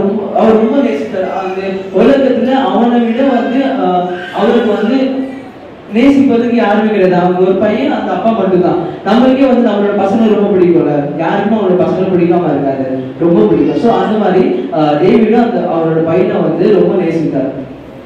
ஒரு நாள் என்ன ஆகுது, இவர் வந்து பிரிட்ஜ் மாஸ்டரா இருக்காரு. அந்த பிரிட்ஜ் வந்து எப்படின்னா கீழே வந்து நதி போகும், நதி இருக்கும், மேல வந்து பிரிட்ஜ். ஓகேங்களா? Train track. அது கீழே கப்பல் வரும்போது அந்த பிரிட்ஜை திறப்பாங்க. ஸோ கப்பல் வந்து கடந்து போகும். அது மூடுனா ட்ரெயின் வரும்போது அது மூடுவாங்க. ஸோ ட்ரெயின் வந்து கடந்து போகும். ஸோ ரெண்டு இது கீழே திறந்தாங்கன்னா கப்பல் போகும், மூடுனாங்கன்னா ட்ரெயின் வரும். இது கண்ட்ரோல் பண்ற ஆள் யாருன்னு பார்த்தா நம்ம டேவிட். ஒரு நாள் வந்து என்ன ஆகுது, அவர் வந்து எப்படி போற வேலைக்கு போறாரு. இந்த பையனுக்கும் வந்து அவங்க அப்பா வேலை செய்யறது பார்க்கறதுக்கு ரொம்ப பிடிக்கும். ஸோ ஸோ என்ன பண்றாரு அந்த நேரத்துல ஓகே இந்த பையனும் கூட போறான். அந்த பையன் வந்து எப்பவுமே கூட போவோம், பக்கத்துல அவன் விளையாண்டு இருப்பான். இவர் வந்து என்ன பண்ணுவாரு, அந்த அவரோட வேலையை செஞ்சுட்டு இருப்பாரு. எப்போதும் சிக்னல் வருதோ பிரிட்ஜை திறந்து மூடுமா இருப்பாரு. அந்த பையன் வந்து பக்கத்துல விளையாண்டு இருப்பான். ஒரு நாள் என்ன ஆகுது, அங்க ஒரு ஸ்டேஷன் வந்து ஒரு ட்ரெயின் கிளம்புது. அந்த ட்ரெயின்ல வந்து எப்படிப்பட்டவர்கள் இருந்தாங்கன்னா பாவம் செய்கிறவர்கள் இருந்தாங்க, செல்ஃபிஷா இருக்கிறவங்க இருந்தாங்க, ரொம்ப கோபமடைவர்கள் இருந்தாங்க, நல்லது செய்யறவங்களும் இருந்தாங்க அந்த ட்ரெயின்ல. ஒரு நாள் என்ன ஆகுது, அந்த ட்ரெயின் கிளம்பும் போது ரெட் சிக்னல் இருக்குது. ஆனா அந்த இன்ஜின் டிரைவர் வந்து பார்க்காம, அந்த ரெட் சிக்னல் இருக்கிறத பார்க்காம அவர் பாட்டுக்கு ட்ரெயின் எடுத்துட்டாரு. ட்ரெயின் வந்துகிட்டு இருக்குது. இங்க என்ன ஆகுதுன்னா, ஒரு கப்பல் போறதுக்காக அந்த பிரிட்ஜை வந்து திறந்து வச்சிருந்தாங்க. அந்த கப்பல் போனதுக்கு அப்புறம் தான் மூடுவாங்க. அந்த கப்பல் போறதுக்காக அந்த ரெட் சிக்னல் போட்டுருந்தாங்க. ஆனா அந்த இன்ஜின் டிரைவர் வந்து பார்க்கல. இது பிரிட்ஜ் திறந்து இருக்குது, ட்ரெயின் வந்துகிட்டு இருக்குது. இங்க இந்த டேவிட் வந்து என்ன உள்ள இருக்கிறாரு. அந்த சின்ன பையன் வந்து விளையாண்டு இருக்கான். அந்த சின்ன பையன் வந்து ஹார்ன் சத்தம் வெளியே விளையாண்டு இருந்ததுனால ஹார்ன் சத்தம் கேட்கறதுனால அவன் வந்து எட்டி தூரமா பார்க்கும்போது என்னன்னா அங்க வந்து ட்ரெயின் வருது. ஆனா இங்க பிரிட்ஜ் திறந்து இருக்குது. சோ அங்க ஒரு ஆக்சிடென்ட் நேர்ந்திருக்கும். என்ன ஆகுது, இவன் வந்து அப்பா அப்பான்னு கூப்பிடுறான். அப்பாவோட காதுல விழல. அப்பான்னு கூப்பிடுறான். அப்பாவோட காதுல விழாதுக்கு ஒரு காரணத்துக்காக என்ன பண்றான், அங்க ஒரு மேனுவலா ஒரு அந்த பிரிட்ஜை க்ளோஸ் பண்றதுக்கு ஒரு லிவர் இருக்கும். அந்த லிவரை போயிட்டு க்ளோஸ் பண்ண பார்க்கும்போது அவன் என்ன பண்றான், அந்த பிரிட்ஜுக்கு அடியில விழுந்துடுறான். அவன் அப்பாவை கூப்பிடுறான். நான் அப்பா வந்து அவரை கேட்க முடியல, அவனுக்கு கத்துறது கேட்கல. இவனே போய் பண்ணலான்னு அவன் இறங்கி போகும்போது அந்த கால் தவறி அந்த பிரிட்ஜுக்கு அடியில போய் விழுறான். இவன் விழுறத வந்து அவங்க அப்பா பார்த்துடுறாரு. இவன் விழுந்தது பார்க்கும்போது அவர் வெளியே வர பாக்குறாரு, காப்பாத்துறதுக்கு அந்த பையனை. அந்த நேரத்தை பாக்குறாரு, ட்ரெயின் வந்துட்டு இருக்குது. ட்ரெயின் வந்து இப்போ இவருக்கு வந்து 2 சாய்ஸ் தான் இருக்குது. ஒண்ணு வந்து அந்த பையனை காப்பாற்றணும், இல்லைன்னா அந்த ட்ரெயின்ல இருக்க மனுஷங்களை காப்பாற்றணும். அவன் இருக்கீங்களா? ஒண்ணு வந்து அந்த பையனை காப்பாற்றணும், இல்ல ட்ரெயின்ல இருக்க மனுஷனை காப்பாற்றணும். அவனோட பையன் வந்து அவர் ஒரே ஒரு பையன் தான், ரொம்ப நேசிக்கிற பையன். அவருக்குன்னு சொல்லிக்க வேற யாருமே கிடையாது. ஆனா இந்த ட்ரெயின்ல இருக்கவங்க யாருமே தெரியாது. எல்லாரும் நல்லவங்களா அதுல இல்ல, யாருமே நல்லவங்க கிடையாது. எல்லாம் பாவம் செய்யறவங்க, செல்ஃபிஷா இருக்கிறவங்க அந்த ட்ரெயின்ல வந்துட்டு இருக்காங்க. இங்க வந்து அவங்க பையன் வந்து விழுந்திருக்கான். இப்போ இவருக்கு இருக்க ஒரே சாய்ஸ், இவர் பட்டன் அழுத்தினார்னா பிரிட்ஜ் வந்து கீழே வந்துடும், ட்ரெயின் கடந்து போகும். ஆனா அவன் பையன் இறந்துருவார், அந்த பையன் இறந்துருவான். அந்த பிரிட்ஜ் க்ளோஸ் பண்ணலன்னா அவங்க பையனை அவர் காப்பாற்றிடுவாரு. ஆனா ட்ரெயின்ல இருக்கவங்க ஆயிரக்கணக்கான பேர் வந்து மன்னிச்சிடுவாங்க. சோ என்ன பண்றாரு, என் பையன் தானே, நேசிக்கிறேன் தான், ஆனா பரவாயில்ல, இவன் ஒரு உயிரை நிமித்தமும் நான் 1000 பேரோட உயிரை வந்து நான் வந்து லைன்ல வைக்க முடியாது. சோ என்ன பண்றாரு, இந்த பட்டன் அழுத்துறாரு. அழுத்துனா பிரிட்ஜ் இறங்கி வருது, ட்ரெயினும் கடந்து போகுது. ஆனா பாவம் அந்த பையன் வந்து இறந்துட்டான். இவன் அந்த இடத்துக்கு டேவிட் வந்து அந்த இடத்துக்கு போகும்போது ட்ரெயின் கிராஸ் ஆகி போகுது. அவன் கதறி அழுறான். அவங்க என்ன சொல்றது, தன்னோட பையனை இறந்துட்டாரு. அவரு கதறி அழுதாரு. ஆனா ட்ரெயின்ல இருந்த சில பேர் மட்டும்தான் அந்த காட்சியை பார்த்தாங்க, எல்லாருமே பார்க்கல. அதே போலதான் நம்மளோட காரியம் பார்க்கும்போது ஆண்டவராகிய தேவன் இந்த உலகத்தை நேசித்தார். உலகத்தை நேசித்தார். ஆனா அதை விட தன்னோட ஒரே பேரான குமாரனை நேசித்தார். என்னதான் அவரோட குமாரனை கொடுத்தார், என்னதான் இருந்தாலும் அவர் குமாரனை கொடுத்து நம்மளுக்கு ரட்சிப்பை தந்திருக்கிறார். ஆமென். சோ யார் அவர் நம்புகிறார்களோ, யார் ஆண்டவர் இயேசு கிறிஸ்துவை ஏற்றுக்கொள்கிறார்களோ அவரே ரட்சிக்கப்படுவார், நித்திய ஜீவன் அடைவார். ஆமென். இந்த வசனத்தாலே ஆசீர்வாதம். தாகம் என்று ஏன் என்னை கைவிட்டு, தேவனுடைய அங்கலாய்ப்பு, தத்தளிப்பு. ஏன் இயேசு கைவிடப்பட்டார்? இயேசு கைவிடப்படாமல் இருந்திருந்தால் நீங்களும் நானும் கைவிடப்பட்டோம். ஆமென். நாம் கைவிடப்படக்கூடாது என்பதற்காக இயேசு கைவிடப்பட்டார். இந்த வார்த்தை மூலமாக உங்களுக்கு சொல்லக்கூடியதான ஒரு காரியம், உங்கள் தனிமையிலே தளர்த்துகிறார்கள். ஆமென். இரவு, இருட்டு, வேதனை, துன்பம் நிரந்தரம் அல்ல. அதற்கு பின்பதாக இருளுக்கு பின் ஒரு விடியற்காலம். அல்லேலூயா. இயேசு கைவிடப்பட்டார். உங்களை என்னை மீட்பதற்காக இயேசு கைவிடப்பட்டார். தளராதீர்கள். தேவனுடைய நோக்கம் நம்முடைய வாழ்க்கையில் நிறைவேற ஒப்புக் கொடுப்போம். முதல் 3 வார்த்தை இயேசு மற்றவர்களுக்காக சொன்னார், 4வது வார்த்தையிலிருந்து 7வது வார்த்தை வரைக்கும் இயேசு தனக்காக பேசுகிறார். ஆமென். அவருடைய சரீர பாதிப்பின் நிமித்தமாக இயேசு இந்த வார்த்தைகளை பகிர்ந்து கொள்கிறார். 5வது வார்த்தை, தாகமாய் இருக்கிறேன். தாகத்தோடு பேச வராங்க சகோதரி மகா. கரங்களை தட்டி வரவேற்போமா. இப்ப நான் உங்களோட பேச போறதான வார்த்தை இயேசு வந்து சிலுவையிலே சொன்னதான 5வது வார்த்தை, தாகமாய் இருக்கிறேன். யோவான் 19வது அதிகாரம் 28வது வசனம்.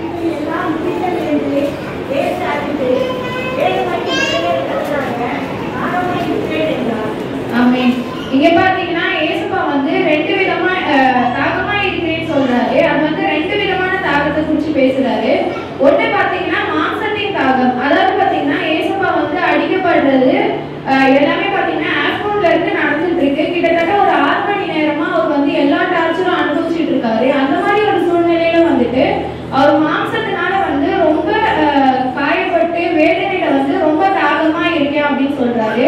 இன்னொரு காரியம் பாத்தீங்கன்னா ஏசப்பா வந்து வெறும் தாகமா இருக்கேன்னு சொல்லாம அதன் பின்பு எல்லாம் முடிந்தது என்று இயேசு அறிந்து வேத வாக்கியம் நிறைவேறத்தக்கதாக தாகமா இருக்கிறேன் அப்படின்றாரு.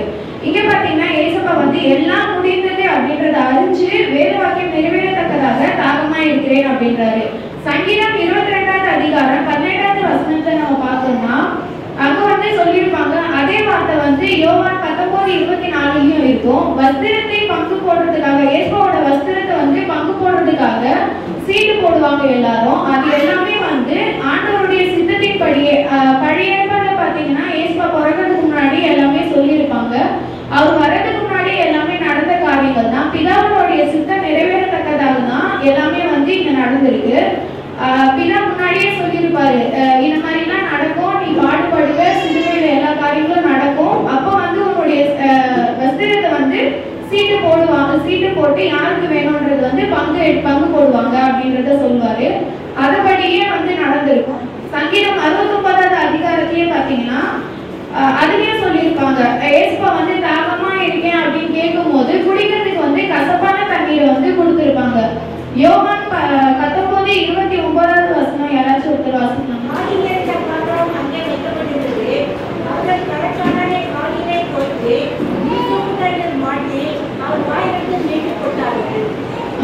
இங்க பாத்தீங்கன்னா அந்த தண்ணி வந்து எவ்வளவு கசப்பா இருக்கும்ன்றது வந்து நம்ம எல்லாருக்குமே ஆல்ரெடி அறிஞ்ச ஒரு விஷயம் தான்.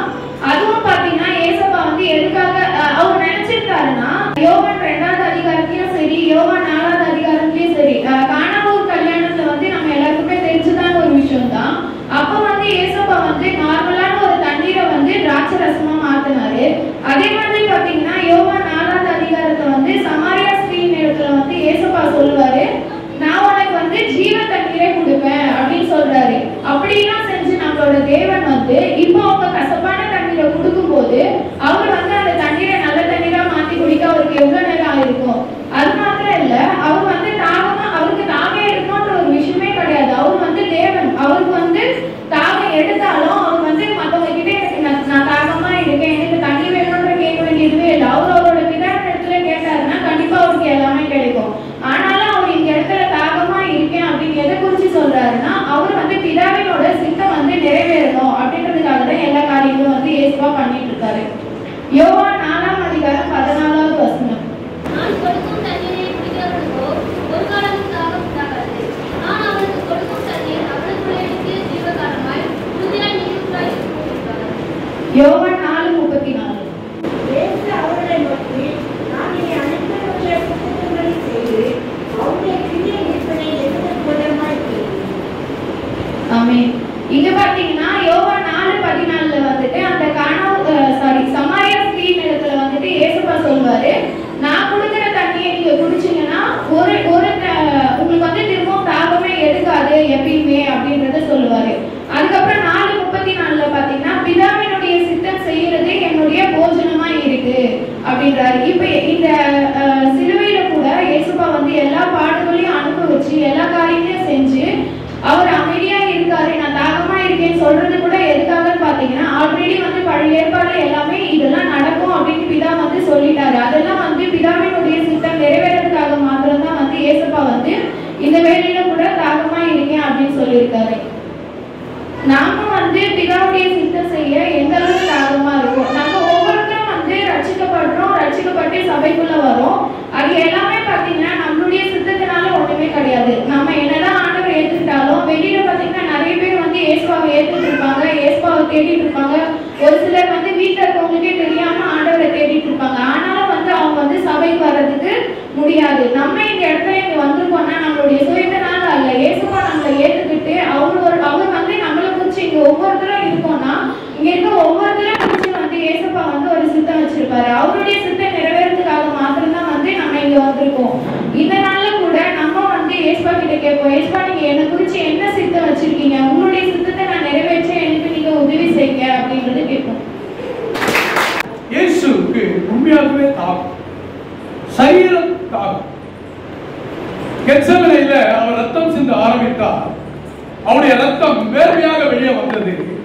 அங்கிருந்து அந்த இரவில் இருந்து சிலுவையில் அறையப்படுகிற வரைக்கும் யாரும் அவருக்கு தண்ணி கொடுக்கல. அவருடைய எல்லா ரத்தமும் வெளியே வந்து விட்டார். பாதிப்புகளை புரிந்து கொள்ளும், மற்றவருடைய பாதிப்புகளை நாம் புரிந்து கொள்ளும்.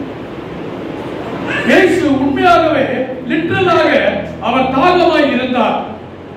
தாகத்தோடு தான் இயேசு சொன்னார், தாகமாய் இருக்கிறேன் என்று இயேசு சொன்னார். அவருடைய தவிப்பை நாம் புரிந்து கொள்வோம். அவர் தாகமாய் இருக்கிறார். ஆமென். அடுத்ததாக 6வது வார்த்தை நமக்கு கொடுக்க முடிந்தது என்று சொல்லுகிறதான வார்த்தை கொடுப்பதற்காக, முடிந்தது என்று சொல்லும்போது முடிஞ்சிச்சுன்னு நினைக்காதீங்க, இன்னும் ஒரு வார்த்தை. ஆமென்.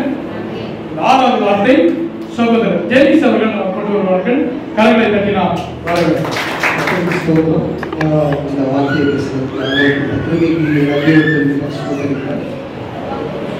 இப்போ முடிந்தது எனக்கு கொடுத்த வார்த்தை வந்து யோவான் 19ஆம் அதிகாரம் 30வது வசனம். இயேசு காடியை வாங்கின பின்பு முடிந்தது என்று சொல்லி தலையை சாய்த்து ஆவியை ஒப்பு கொடுத்தார்.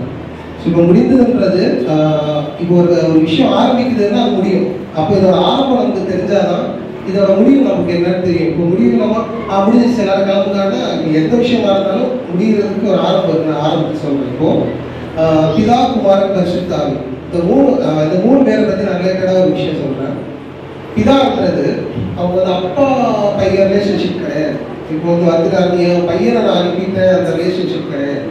ஸோ அது எப்படின்னா ஆவியார் தேடணும் நான் ப்ரிப்பேர் பண்ணுறது அப்படி ஒரு விஷயம். பட் ஆவியானவர் பேச சொல்றதை நான் உங்களுக்கு கிளியர் பண்ணுறேன். பிதா குமாரன் பரிசுத்த ஆவி. பிதா அப்படின்னு சொல்றது வந்து நீதி, குமாரன் அப்படின்னு சொல்றது கிருபை, பரிசுத்த ஆவின்னு சொல்றது விட்னஸ், சாட்சி. இப்போ வந்து ஆதாம் வந்து பாவம் செஞ்சுட்டான், அவன் வந்து தேவனுடைய மகிமையை இழந்துட்டான். அப்போ என்ன ஆச்சுன்னா நீதி சொல்றது கிருபை கிட்ட 3 பேருக்கு ஒரு கன்வர்சேஷன். இது வந்து ஒரு தன்மை. இப்போ ஒரு ஆள்கிட்ட 3 ஆட்டிடியூட் இருக்கு. ஒரு ஆள்கிட்ட ஒரு 3 தன்மை. அவர் வந்து பிதா சொல்றாரு, நீதி சொல்றது நான் இவங்க எல்லாம் அழிக்க போறேன், நான் வந்து ரொம்ப பாவம் பண்ணிட்டாங்க, இந்த உலகத்துல ரொம்ப பாவமா இருக்கு அப்படின்னு சொன்னோடனே அவருக்குள்ள இருக்க ஒரு தன்மை. இப்ப நமக்குள்ள ஒருத்தர் கோபமா வெட்ட போகும்போது கூட ஒரு இறக்கம் இருக்கும். ஸோ அதை செய்யணுமா அப்படின்ற ஒரு விஷயம் தான். ஸோ இப்போ அந்த நேரத்துல அவர் வந்து பிதா இவர் என்ன சொல்ல திரும்ப என்ன சொல்லுதுன்னா, நம்ம உருவாக்குற மனுஷன், நம்ம ஆராதிக்கிறதுக்காக அவரை நான் உருவாக்குறேன், அவரை நம்ம எப்படி சாகடிக்க முடியும்? எல்லாரும் நான் உருவாக்குறேன், என்னோட சொந்த இதுல தானே நான் அவங்களை இது பண்ணேன், நான் உருவாக்குற ஒரு மனுஷன் ஆசை. அப்போ திரும்ப என்ன சொல்றதுன்னா நீதி கிட்ட கேட்குது. நீதி வந்து ஆண்டவர் வந்து வாக்கு மாறாதவர், அவர் பரிசுத்தர். அவர் பரிசுத்த ஸ்தலத்துல வந்து போறதுக்கு வந்து அவ்வளோ ரொம்ப கஷ்டம். இப்போ வந்து நம்ம இப்போ மாதிரியெல்லாம் சர்ச்சுக்குள்ளெல்லாம் வந்துட முடியாது. நீ கால் ஒரு தப்பு பண்ணிட்டு கால் வச்சுட்டேன்னா அப்புறம் அவ்வளோதான், உயிரே போயிடும். அந்த அளவுக்கு ரொம்ப பரிசுத்தர். அப்போ இப்போ ஆதாம்ல இருந்து நம்ம அந்த மகிமை இழந்ததுனால ஆண்டவர்கிட்ட போய் நெருங்கி சேரவே முடியாது. நம்ம ஒரு ஒரு பரி செலுத்தலாம், ஏதாவது ஒரு பரி செலுத்தி ஆண்டவர் பாவத்தை மதிச்சிட்டாரு, நம்ம ஓரமாக தான் நிற்க முடியும். அந்த பிரதான ஆசாரியர் மட்டும் தான் உள்ள போக முடியும். அதுவும் அவர் வந்து பழுதற்ற ரத்தத்தோட போகணும். சின்ன ஒரு பழுது ரத்தம் இருந்தாலும் அவரையும் கொண்டு போகணும். அந்த அளவுக்கு ஒரு பரிசுத்த ஸ்தலம். அப்போ கிருபை வந்து ஆண்டவர்கிட்ட இப்போ நீதி கிட்ட கேட்குது, இதுக்கு வேற வழியே இல்லையா அப்படின்றது கேட்குது. அப்போ ஒரு வார்த்தை அவர் சொல்றாரு, வழி இருக்கு, ஒரே ஒரு வழி. ஒரு பாவம் அறியாத ஒரு ரத்தம் இந்த பூமியில சிந்தப்படணும், ஒரு சொட்டு ரத்தம் இருக்கக்கூடாது, இல்லாம சிந்தனம் அப்படின்றது. உடனே ஆனால் அவர் சொல்கிறார் இது கம்யூனிகேஷன் இப்படி இருக்கும், கடினமாக இருக்கும், அது ரொம்ப கஷ்டமான ஒரு வழி, அது வந்து அந்த நேரம் நான் கூட நிற்க முடியாது அப்படின்னு. சரி ஓகே, அவர் எல்லாத்தையும் தாங்கிட்டு காலம் நிறைவேறின பின்பு அவர் வந்து பூமிக்கு வருவார். பூமிக்கு வந்துட்டு எல்லா பாடுகளையும் அனுபவிப்பார். எல்லாம் தான் ரொம்ப கஷ்டப்பட்டுட்டு அவர் வந்து சிலுவையில் அவர் வந்து முடிந்ததுன்னு சொல்கிறதுக்கு முன்னாடி காடின்ற ஒரு விஷயம் இருக்குது. காடி நிறைந்த பாத்திரம் அங்கே வைக்கப்பட்டிருந்தது. அது ஈசோப்பு தண்டனால் மாட்டி அந்த காடி அப்படின்றது என்னன்னா, அது வந்து ஒரு ஹார்ட், இப்போ திடீர்னு நமக்கு இருதய அடைப்பு வருது அப்படின்னா, இருதய அடைப்பு வரவங்களுக்கு நமக்கு இந்த திடீர்னு ஒரு இன்ஜெக்ஷன் போடுவாங்க, அது தெரிஞ்சவங்களுக்கு தெரியும். அது என்ன பண்ணுன்னா பிளட்டை வந்து கிளாட் பண்ண டக்குன்னு அது வரையாம அது வந்து லிக்யூடாக போயிட்டே இருக்கும், ஸ்பீடாகும். அதோட மூவ்மெண்ட் வந்து ரொம்ப ஸ்பீடாக இருக்கும் அந்த காடி. ஏன்னா ஃபர்ஸ்ட் வந்து ஆண்டவருக்கு காடி கொடுக்கும்போது அதை அக்செப்ட் பண்ண மாட்டாரு, அதை வேண்ட மாட்டார். அதுக்கப்புறம் என்னன்னா எல்லா பிளட்டும் அவரோட ஒரு சில பிளட் இல்லாமல் இருந்தாலும், இப்போ நமக்கே அவர் வந்து நம்மள சாயல் இருந்ததுனால இப்போ ஒரு அடி அடிக்கிறாரு அப்படின்னா அந்த பிளட் வந்து நமக்கு உரையும் தானே கொஞ்ச நேரத்தில். ஸோ எல்லாருக்குமே மனுஷன் நம்ம கூட அந்த பிளட் வந்து உரையுது. அப்போ அந்த காடி வந்து கடைசியில் அவரே அவருக்கு வந்து தாகமாக இருக்கிறேன்னு கேட்டு வாங்குவார். அவருக்கு தெரியும் இவன் எனக்கு இந்த காடி தான் கொடுப்பான் அப்படின்ட்டு.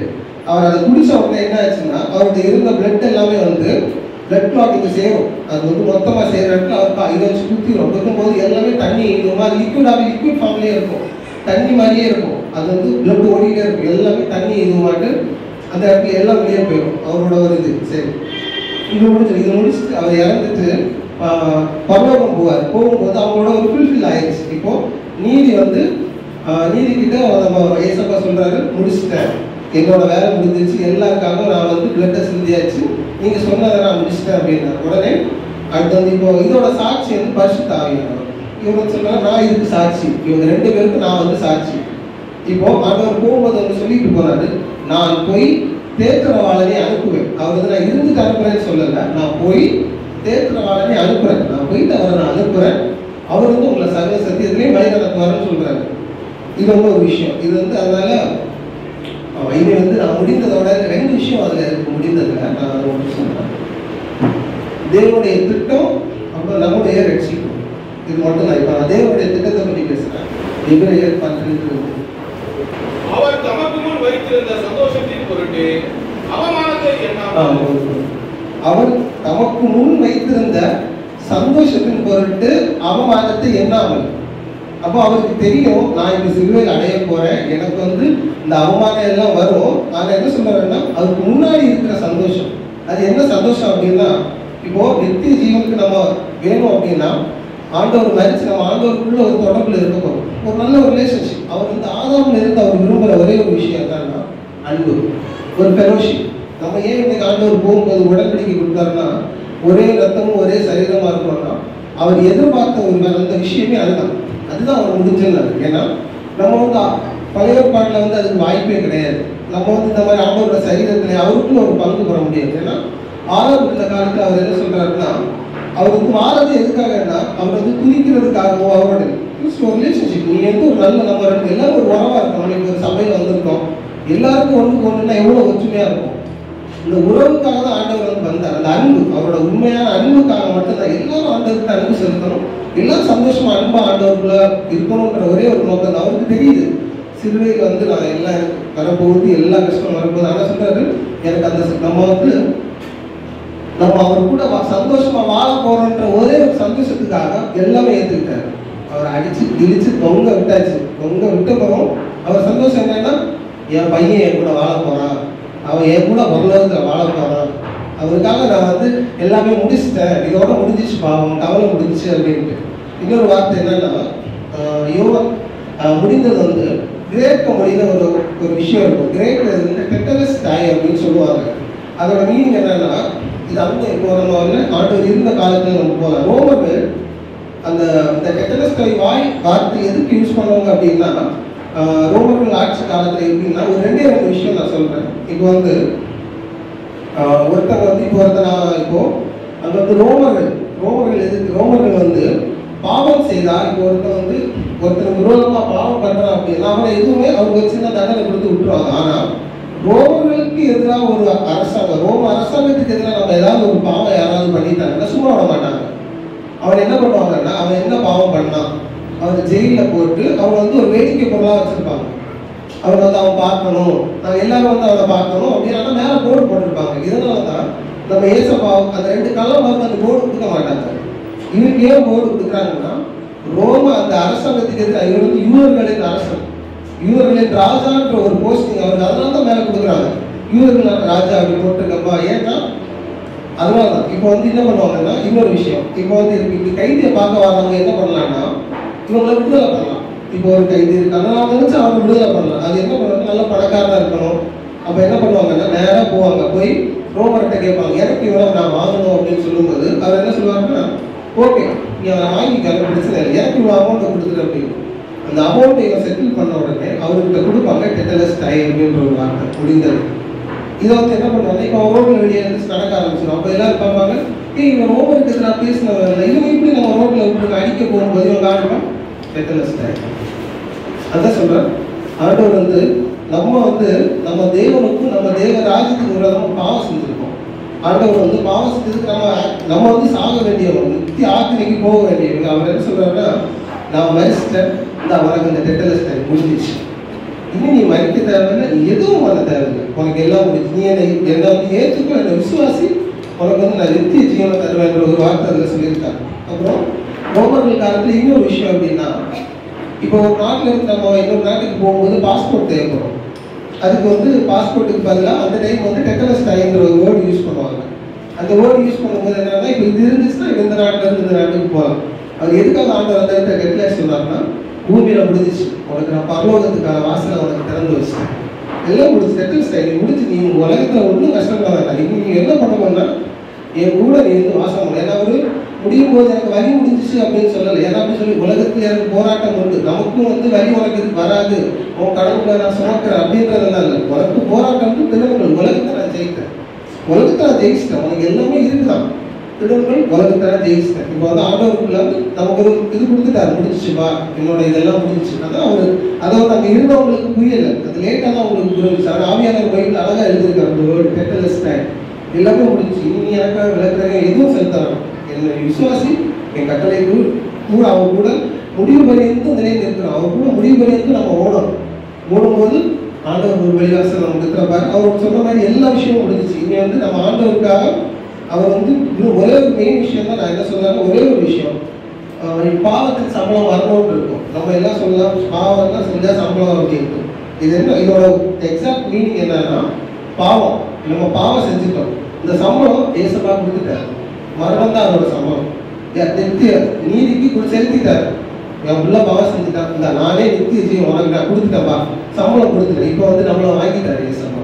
இங்கே நம்ம யார் முன்னாடி வருகையில யார் முன்னாடி நிற்கணும், ஏசப்பா முன்னாடி தான் நம்ம பதில் சொல்லணும்.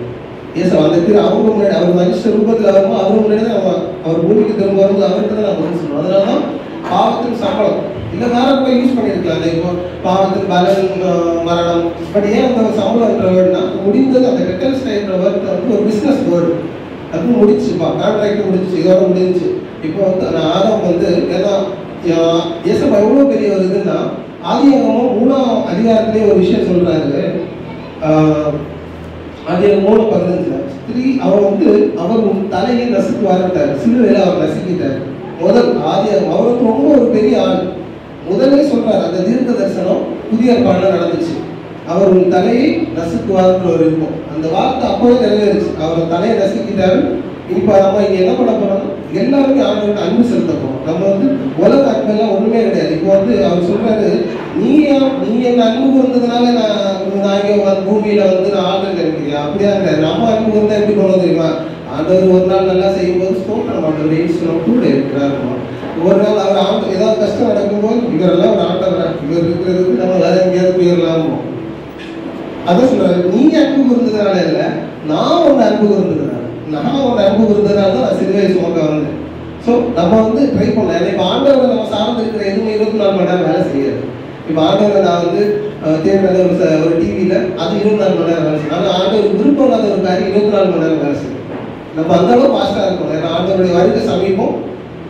ஸோ அந்த அன்பு தான் நான் சொல்ல வந்தது. நம்ம ஆண்டவர் கூட அந்த ஒற்றுமையாக ஒரே ஒரு கனெக்ஷனில் இருக்க போகிறோம். அந்த அன்பை எல்லாரும் ருசி பார்க்க போகிறோம். ஸோ ஓகே, இந்த வார்த்தை முடிந்தது, அவர் முடித்தது. ஆமென்.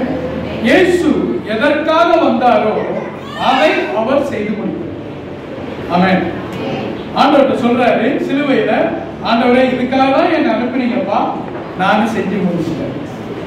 இப்ப வேலை செய்யறவங்களுக்கு தெரியும், அவங்களுக்கு இப்ப ஷாம் பேசினாரு, பிரகாஷ் பேசினாங்க, அவங்களுக்கு எல்லாம் ப்ராஜெக்ட் இருக்கும். அந்த ப்ராஜெக்ட் கொடுத்துட்டாங்கன்னா அவங்க கம்ப்ளீஷன் பண்ணியே ஆகணும். அப்போ இயேசு எதற்காக இந்த உலகத்திலே அனுப்பப்பட்டாரோ அந்த வேலையை சரியாக செய்து முடித்து விட்டார். ஆமென். இப்ப சிலுவையில தொங்கிக்கொண்டு சொல்றாரு, ஆண்டவரே நான் முடிச்சிட்டப்பா. கிறிஸ்தவ ஓட்டத்தில் ஓடிக்கொண்டிருக்கிறதா நான் முடிக்க வேண்டிய காரியங்களை முடிப்பதற்கு ஜாக்கிரதை உள்ளவர்களாக இருக்கும். ஆமென். பவுல் சொல்றாரு, நல்ல போராட்டத்தை போராடினேன், ஓட்டத்தை முடித்த. ஆண்டவரே நீர் என்னை எதற்காக தெரிந்தெடுத்தீரோ அதை நான் செய்து முடித்து விட்டேன்.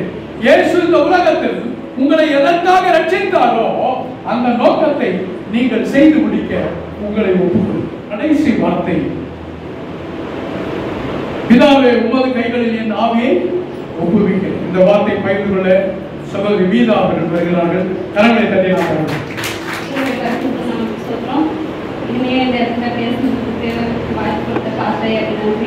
நம்ம எல்லாம் கண்ணை மூடி கொஞ்சம் 5 நிமிஷம் ப்ரே பண்ணுமா? ஏசப்பா தகப்பனே, இந்த வார்த்தையை பேச போது நான் இல்லாதது என்னையும் வெளிப்பட போகிறது நீங்கள் தான். நீங்களே இந்த காத்து வச்சு ஆமென். யாராச்சும் லூக்கா 23:46 ஒருத்தவங்க வாசிக்கிறீங்களா?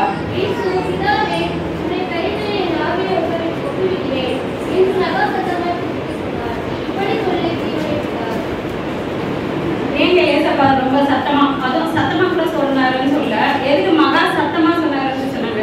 யாராச்சும் ஒருத்தவங்க சொல்றீங்களா? நான் கொஞ்சம் நிறைய கேள்வி கேட்கலான்னு ஆசைப்படுறேன், சொல்றீங்களா?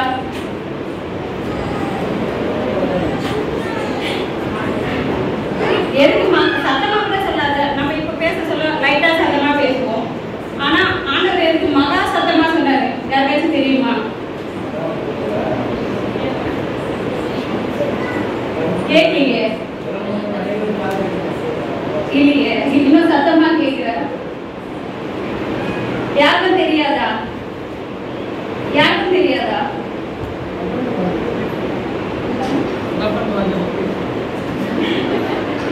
போன வாரத்துக்கு முந்தின வாரத்துல நம்ம பாஸ்டர் ஒருத்தவங்க வந்திருந்தாங்க, மனோஜா அவங்க. அவங்க ஒரு வார்த்தை சொன்னாங்க, யாருக்காச்சும் ஞாபகம் இருக்கா? இல்ல, அந்த வார்த்தையை சொன்னா இன்னும் அதிக சத்தமா சொல்லணும்னு சொன்னாங்க. அது யாருக்காச்சும் ஞாபகம் இருக்கா? இயேசுவே என்று கூப்பிடும் போது பரலோகத்துல இருக்கிற கதவுகள் திறக்கப்படும் சொன்னாங்க. யாருக்காச்சும் ஞாபகம் இருக்கா? சத்தமா கூப்பிட சொல்ல. அதே மாதிரி தாங்க ஆவியானவரும் பிதாவே என்று கூப்பிட்டு அவரோட ஆவிய ஆண்டவர் இடத்துல ஒப்படைச்சாங்க. ஓகேங்களா? ஆண்டவர் எதுக்குங்க வந்தாரு இந்த பூமிக்கு? பாடில ரசிக்க வந்தாங்க. அப்புறம் இன்னும் எதிர்பார்க்கிற ஆண்டவர் நமக்காக இந்த பூமியில வந்து நம்மளை மன்னித்து ரசித்து மீட்பு கொடுக்கவே இந்த பூமிக்கு வந்தார். நம்ம எத்தனை பேருங்க பரிசுத்தமா இருக்கிறோம்? யாருமே இல்லை. ஆனா ஆவியானவர் நமக்காக, பரிசுத்த ஆவியானவர் அவரோட ரத்தத்தை நமக்காக சிந்தி நமக்காக வந்து அவர் மன்னித்து ரசித்து மீட்பளிக்கவே பாரமான சிலுவையை சுமந்தார். நமக்காக ஜீவனையும் தந்து அவரை ஆவியை விட்டார். எதற்காக வந்தாரு ஏசப்பா? மன்னிச்சு ரசிக்கவே வந்தாரு. ஏசு வந்து பிதாவை மகா சத்தமாய் கூப்பிட்டு தன் ஆவியை ஒப்பு கொடுத்தார். இயேசுவானவர் எதற்காக இந்த சிலுவையின் பாடுகளை சுமந்தாரோ நம்முடைய பாவங்களை மீட்கவே சிலுவையில் ஜீவனை தந்தார். அவர் மன்னிப்பு, ரட்சிப்பு, மீட்பு, அங்கலாய்ப்பு என்ற எல்லாவற்றையும் நமக்காக தந்து ஜீவனை தந்தார்.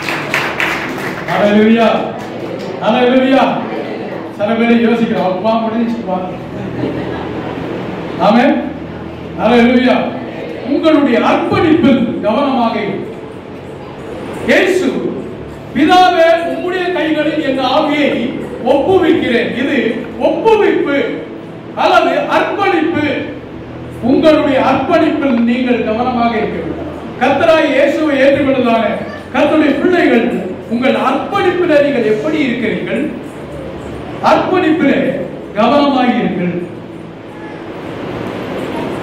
அர்ப்பணிப்பு என்பது கிறிஸ்தவத்தின் மணிமகுடமான வார்த்தை, ரொம்ப உன்னதமான ஒரு வார்த்தை. அர்ப்பணிப்பு. இயேசுவுக்கு நம்மை அர்ப்பணித்திருக்கிறோமா? இயேசு தன்னுடைய ஆவியை பிதாவினிடத்தில் அர்ப்பணித்தார். எங்கிருந்து ஆவியை பெற்றுக் கொண்டாரோ அங்கேயே அர்ப்பணித்தார். அப்படி என்றால் உலகத்திலே தற்கொலை முடிவல்ல. உங்கள் ஆவியை எங்கே ஒப்புக் கொடுக்க வேண்டுமோ அங்கே நீங்கள் ஒப்புக் கொடுக்க வேண்டும். இந்த வாழ்க்கையில் ஓடுகிறதான ஓட்டத்தில் பிரச்சனைகள், போராட்டங்கள் வரும் பொழுது நாம் சிந்திக்கிறதான காரியம் என்ன? நாம் யோசிக்கிறதான காரியம் என்ன? நம்மை மாற்றிக் கொள்ளலாம். இயேசு தன்னுடைய குறிப்பிட்ட காலம் வரைக்கும் அவரை யாராலும் எதுவும் செய்ய முடியும். பிசாசு பல முறை முயற்சித்தான். எப்பொழுது? இயேசுவின் ஊழிய ஆரம்ப கட்டத்தில் அவன் முயற்சித்தான். எப்படி முயற்சித்தான்? 40 நாட்கள் உபவாசம் இருந்து இயேசு சென்ற பொழுது இயேசுவை பிசாசு அழைத்துக் கொண்டு போய் உயர்ந்த மலையில் நிறுத்தி அவன் சொல்றான், நீ தாழ குதியும், உங்களுடைய தூதர்கள் வந்து உம்மை ஏற்றிக் கொண்டு போவார்கள். அப்படி என்றால் இயேசுவின் ஆரம்பத்திலேயே இயேசுவை முடிப்பதற்கு பிசாசு திட்டமிட்டார். ஆமென். கர்த்தருடைய பிள்ளைகளாக நீங்கள் இயேசுவை ஏற்றுக்கொண்டிருக்கிறீர்கள். நீங்கள் கடந்து போகிறதான பிரச்சனையின் ஊடாக, போராட்டத்தின் ஊடாக நீங்க ஆண்டவரே என்ன முடிச்சுக்கிறேன்னு சொல்லி ஒருவேளை யோசிச்சுட்டு இருக்கிறீங்களோ? யாரோ சிலர் சூழ்நிலைகள் வரும் பொழுது, போராட்டங்கள் வரும் பொழுது என்ன யோசித்துக் கொண்டிருக்கிறீர்கள்? நம்முடைய ஆவி சரியான இடத்திலே ஒப்புவிக்க வேண்டும். ஆமென். அல்லேலூயா. நம்ம சொல்றோம், இந்த உலகத்துல வாழ்ந்து என்ன பிரயோஜனம்? நான் இவ்வளவு காரியங்களை செஞ்சுட்டேன், என்ன பிரயோஜனம்? யாருக்கும் என்ன பிடிக்கல. நான் இந்த உலகத்துல வாழ்றது ஏன்? அந்த வார்த்தை சொல்லுவதற்காக இயேசு இங்கே அர்ப்பணிக்கவில்லை. இயேசு எங்கிருந்து வந்தாரோ அங்கேயே தன்னுடைய ஜீவன். ஆமென். தேவனுடைய சித்தம் இல்லாமல் நீங்கள் இந்த உலகத்தில் பிறக்கவில்லை. அல்லேலூயா. தேவனுடைய நோக்கம் இல்லாமல் நீங்கள் இந்த உலகத்தில் கடந்து வரவில்லை. உங்கள் வாழ்க்கையில் தேவனுடைய நோக்கம், தேவனுடைய திட்டம் ஒன்று இருக்கிறது.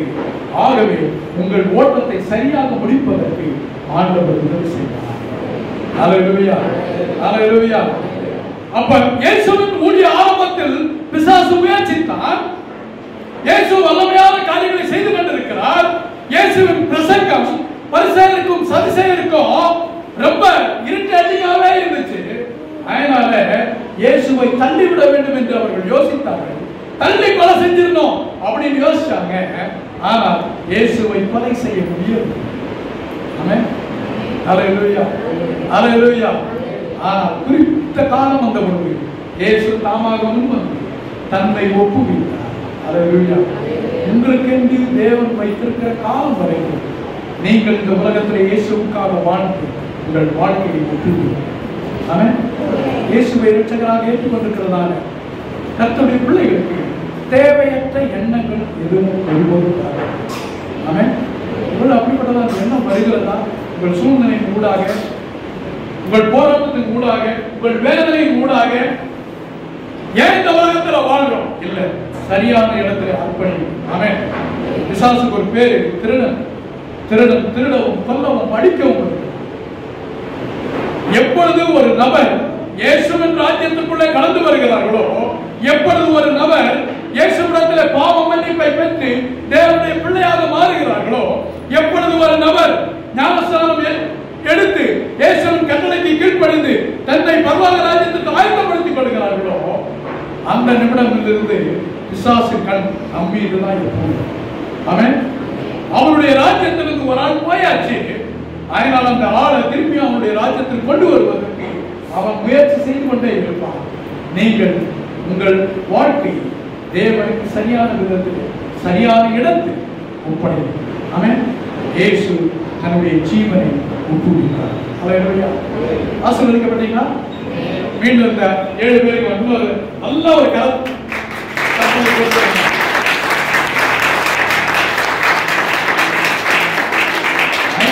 பிரசித்தா இருந்தாங்க. நேரமே பத்தாது சில ஆட்களுக்கெல்லாம். ஒவ்வொரு டாபிக் எடுத்து நம்ம பல மணி நேரம் பேசணும். ஆனா கொடுத்த நேரம் 5 to 7 நிமிஷம் தான். அப்போ நமக்கு நேரம் கடந்து போய்விட்டது. இயேசு 2000 ஆண்டுகளுக்கு முன்பதாக அவர் கல்வாரி சிலுவையிலே அடிக்கப்பட்டார். இயேசு முதலாவது சொன்ன வார்த்தை, பிதாவே இவர்களை மன்னி. நீங்க மன்னிக்க வேண்டிய நபர் இருந்தார், நீங்க மன்னிப்பு கொடுக்க வேண்டிய நபர் யாராவது இருந்தார், இப்பொழுதே மன்னித்துக் கொள்ளுங்கள். நம்ம உணர்ந்து அப்படி ஜெபிக்க போகிறோம். மன்னிக்க வேண்டியவர்களை மன்னி. யாருக்கெல்லாம் மன்னிப்பு கொடுக்கணுமோ அவங்களுக்கு மன்னிப்பு கொடுத்துருங்க. என்னைக்கு நம்ம இந்த உலகத்தில் கண்ண மூடுவோம் தெரியாது, என்னைக்கு நம்முடைய வாழ்க்கை ஆண்டவரிடத்தில் ஒப்புவிப்போம் என்று தெரியாது. மன்னிக்க வேண்டிய நபர்களை மன்னி, மன்னிப்பு கொடுங்க. வெறுப்பு என்ற ஒரு காரியமே இருக்கக்கூடாது. அன்பு என்கிறதான ஒரே ஒரு காரியம் தான் இருக்கிறது. பிதாவின் அன்பு இயேசுவை ஒப்பு கொடுத்தது. உங்களுடைய அன்பு இயேசு உங்களை ஒப்பு கொடுத்தது. அல்லேலூயா. இரண்டாவதாக இயேசு சொன்னதான வார்த்தை, இன்றைக்கு நீ என்னுடனே கூட பரதீசில். ரட்சிப்பின் நிச்சய வார்த்தை, நம்பிக்கையின் வார்த்தை, ரட்சிப்பு, மன்னிப்பு, ரட்சிப்பு. மூன்றாவதாக உங்கள் கடமைகளை நீங்கள் செய்யுங்கள். ஸ்திரீயே, அதோ உன் மகன். சீஷனை பார்த்து அதோ உன் தாய் என்று இயேசு சொன்னார். உங்கள் கடமைகளை நிறைவேற்றி அரவணைப்பு, பராமரிப்பு கொடுங்க. நான்காவது வார்த்தை, என் தேவனே, என் தேவனே, ஏன் என்னை கைவிட்டு. இயேசுவின் அங்கலாய்ப்பு, இயேசுவின் தத்தளிப்பு. தனிமையில் தளர்ந்து போகாதீர்கள். தனிமையான நேரம் வரும், ஒன்றை புரிந்து கொள்ளுங்கள். இயேசு தனிமையிலே வேதனை அடைந்தார். என் தேவனே, என் தேவனே, ஏன் என்னை கைவிட்டீர் என்று சொன்னார். நீங்கள் ஒருவேளை அந்த பாதையின் ஊடாக கடந்து போகலாம். விடிய காலம் உங்களுக்காக காத்திருக்கு. இயேசுவின் தவிப்பை புரிந்து. ஐந்தாவது இயேசு சொன்ன வார்த்தை, தாகமாய் இருக்கு. சரீர தாகம். உண்மையாகவே இயேசுவுக்கு தாகம். இயேசுவின் தாகத்தை தீர்க்கிறதான நபர்களை இயேசு தேடிக்கொண்டிருக்கிறார். இயேசுவின் தாகம் என்ன தெரியுமா? எல்லாரும் ரட்சிக்கப்பட வேண்டும் என்று தாகம். ஆறாவதாக இயேசு சொன்ன காரியம் முடிந்தது. அவர் எல்லாவற்றையும் முடித்தார். எதற்காக கடந்து வந்தார்? அதை செய்து முடித்தார்.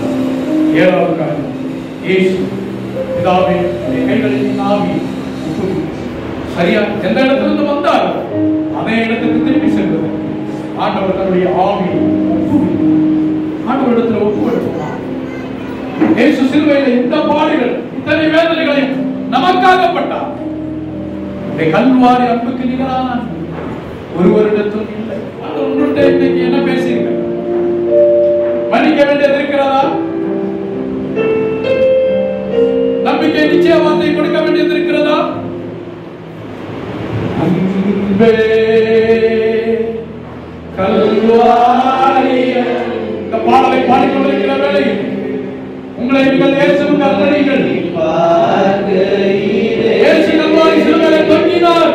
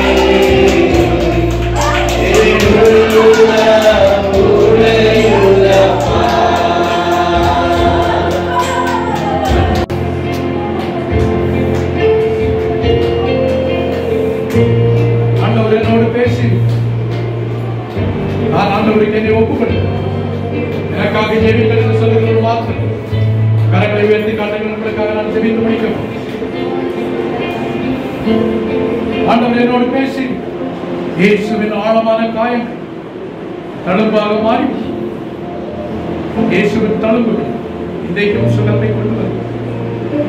உங்கள் இருதயத்தில் ஆறாத ரணமாக காரியங்கள் இருக்குமானால் இயேசுவின் தழும்புகள் உங்கள் காயத்தை ஆற்றுகிறது. இயேசுவின் தழும்புகள் உங்களுக்கு சுகத்தை கொண்டு வருகிறது. நல்ல மதியான வேலைக்காக உமக்கு ஸ்தோத்திரம் செய்கிறேன். இந்த நாளிலே உம்மை தியானிக்க நீர் சிலுவையிலே மொழிந்ததான், நீர் சிலுவையிலே பேசியதான் வார்த்தைகளை தியானிக்க உதவி செய்கிறீர்கள். நீர் இன்றைக்கும் ஜீவனோடு இருக்கு, உயிரோடு இருந்த தெய்வம்.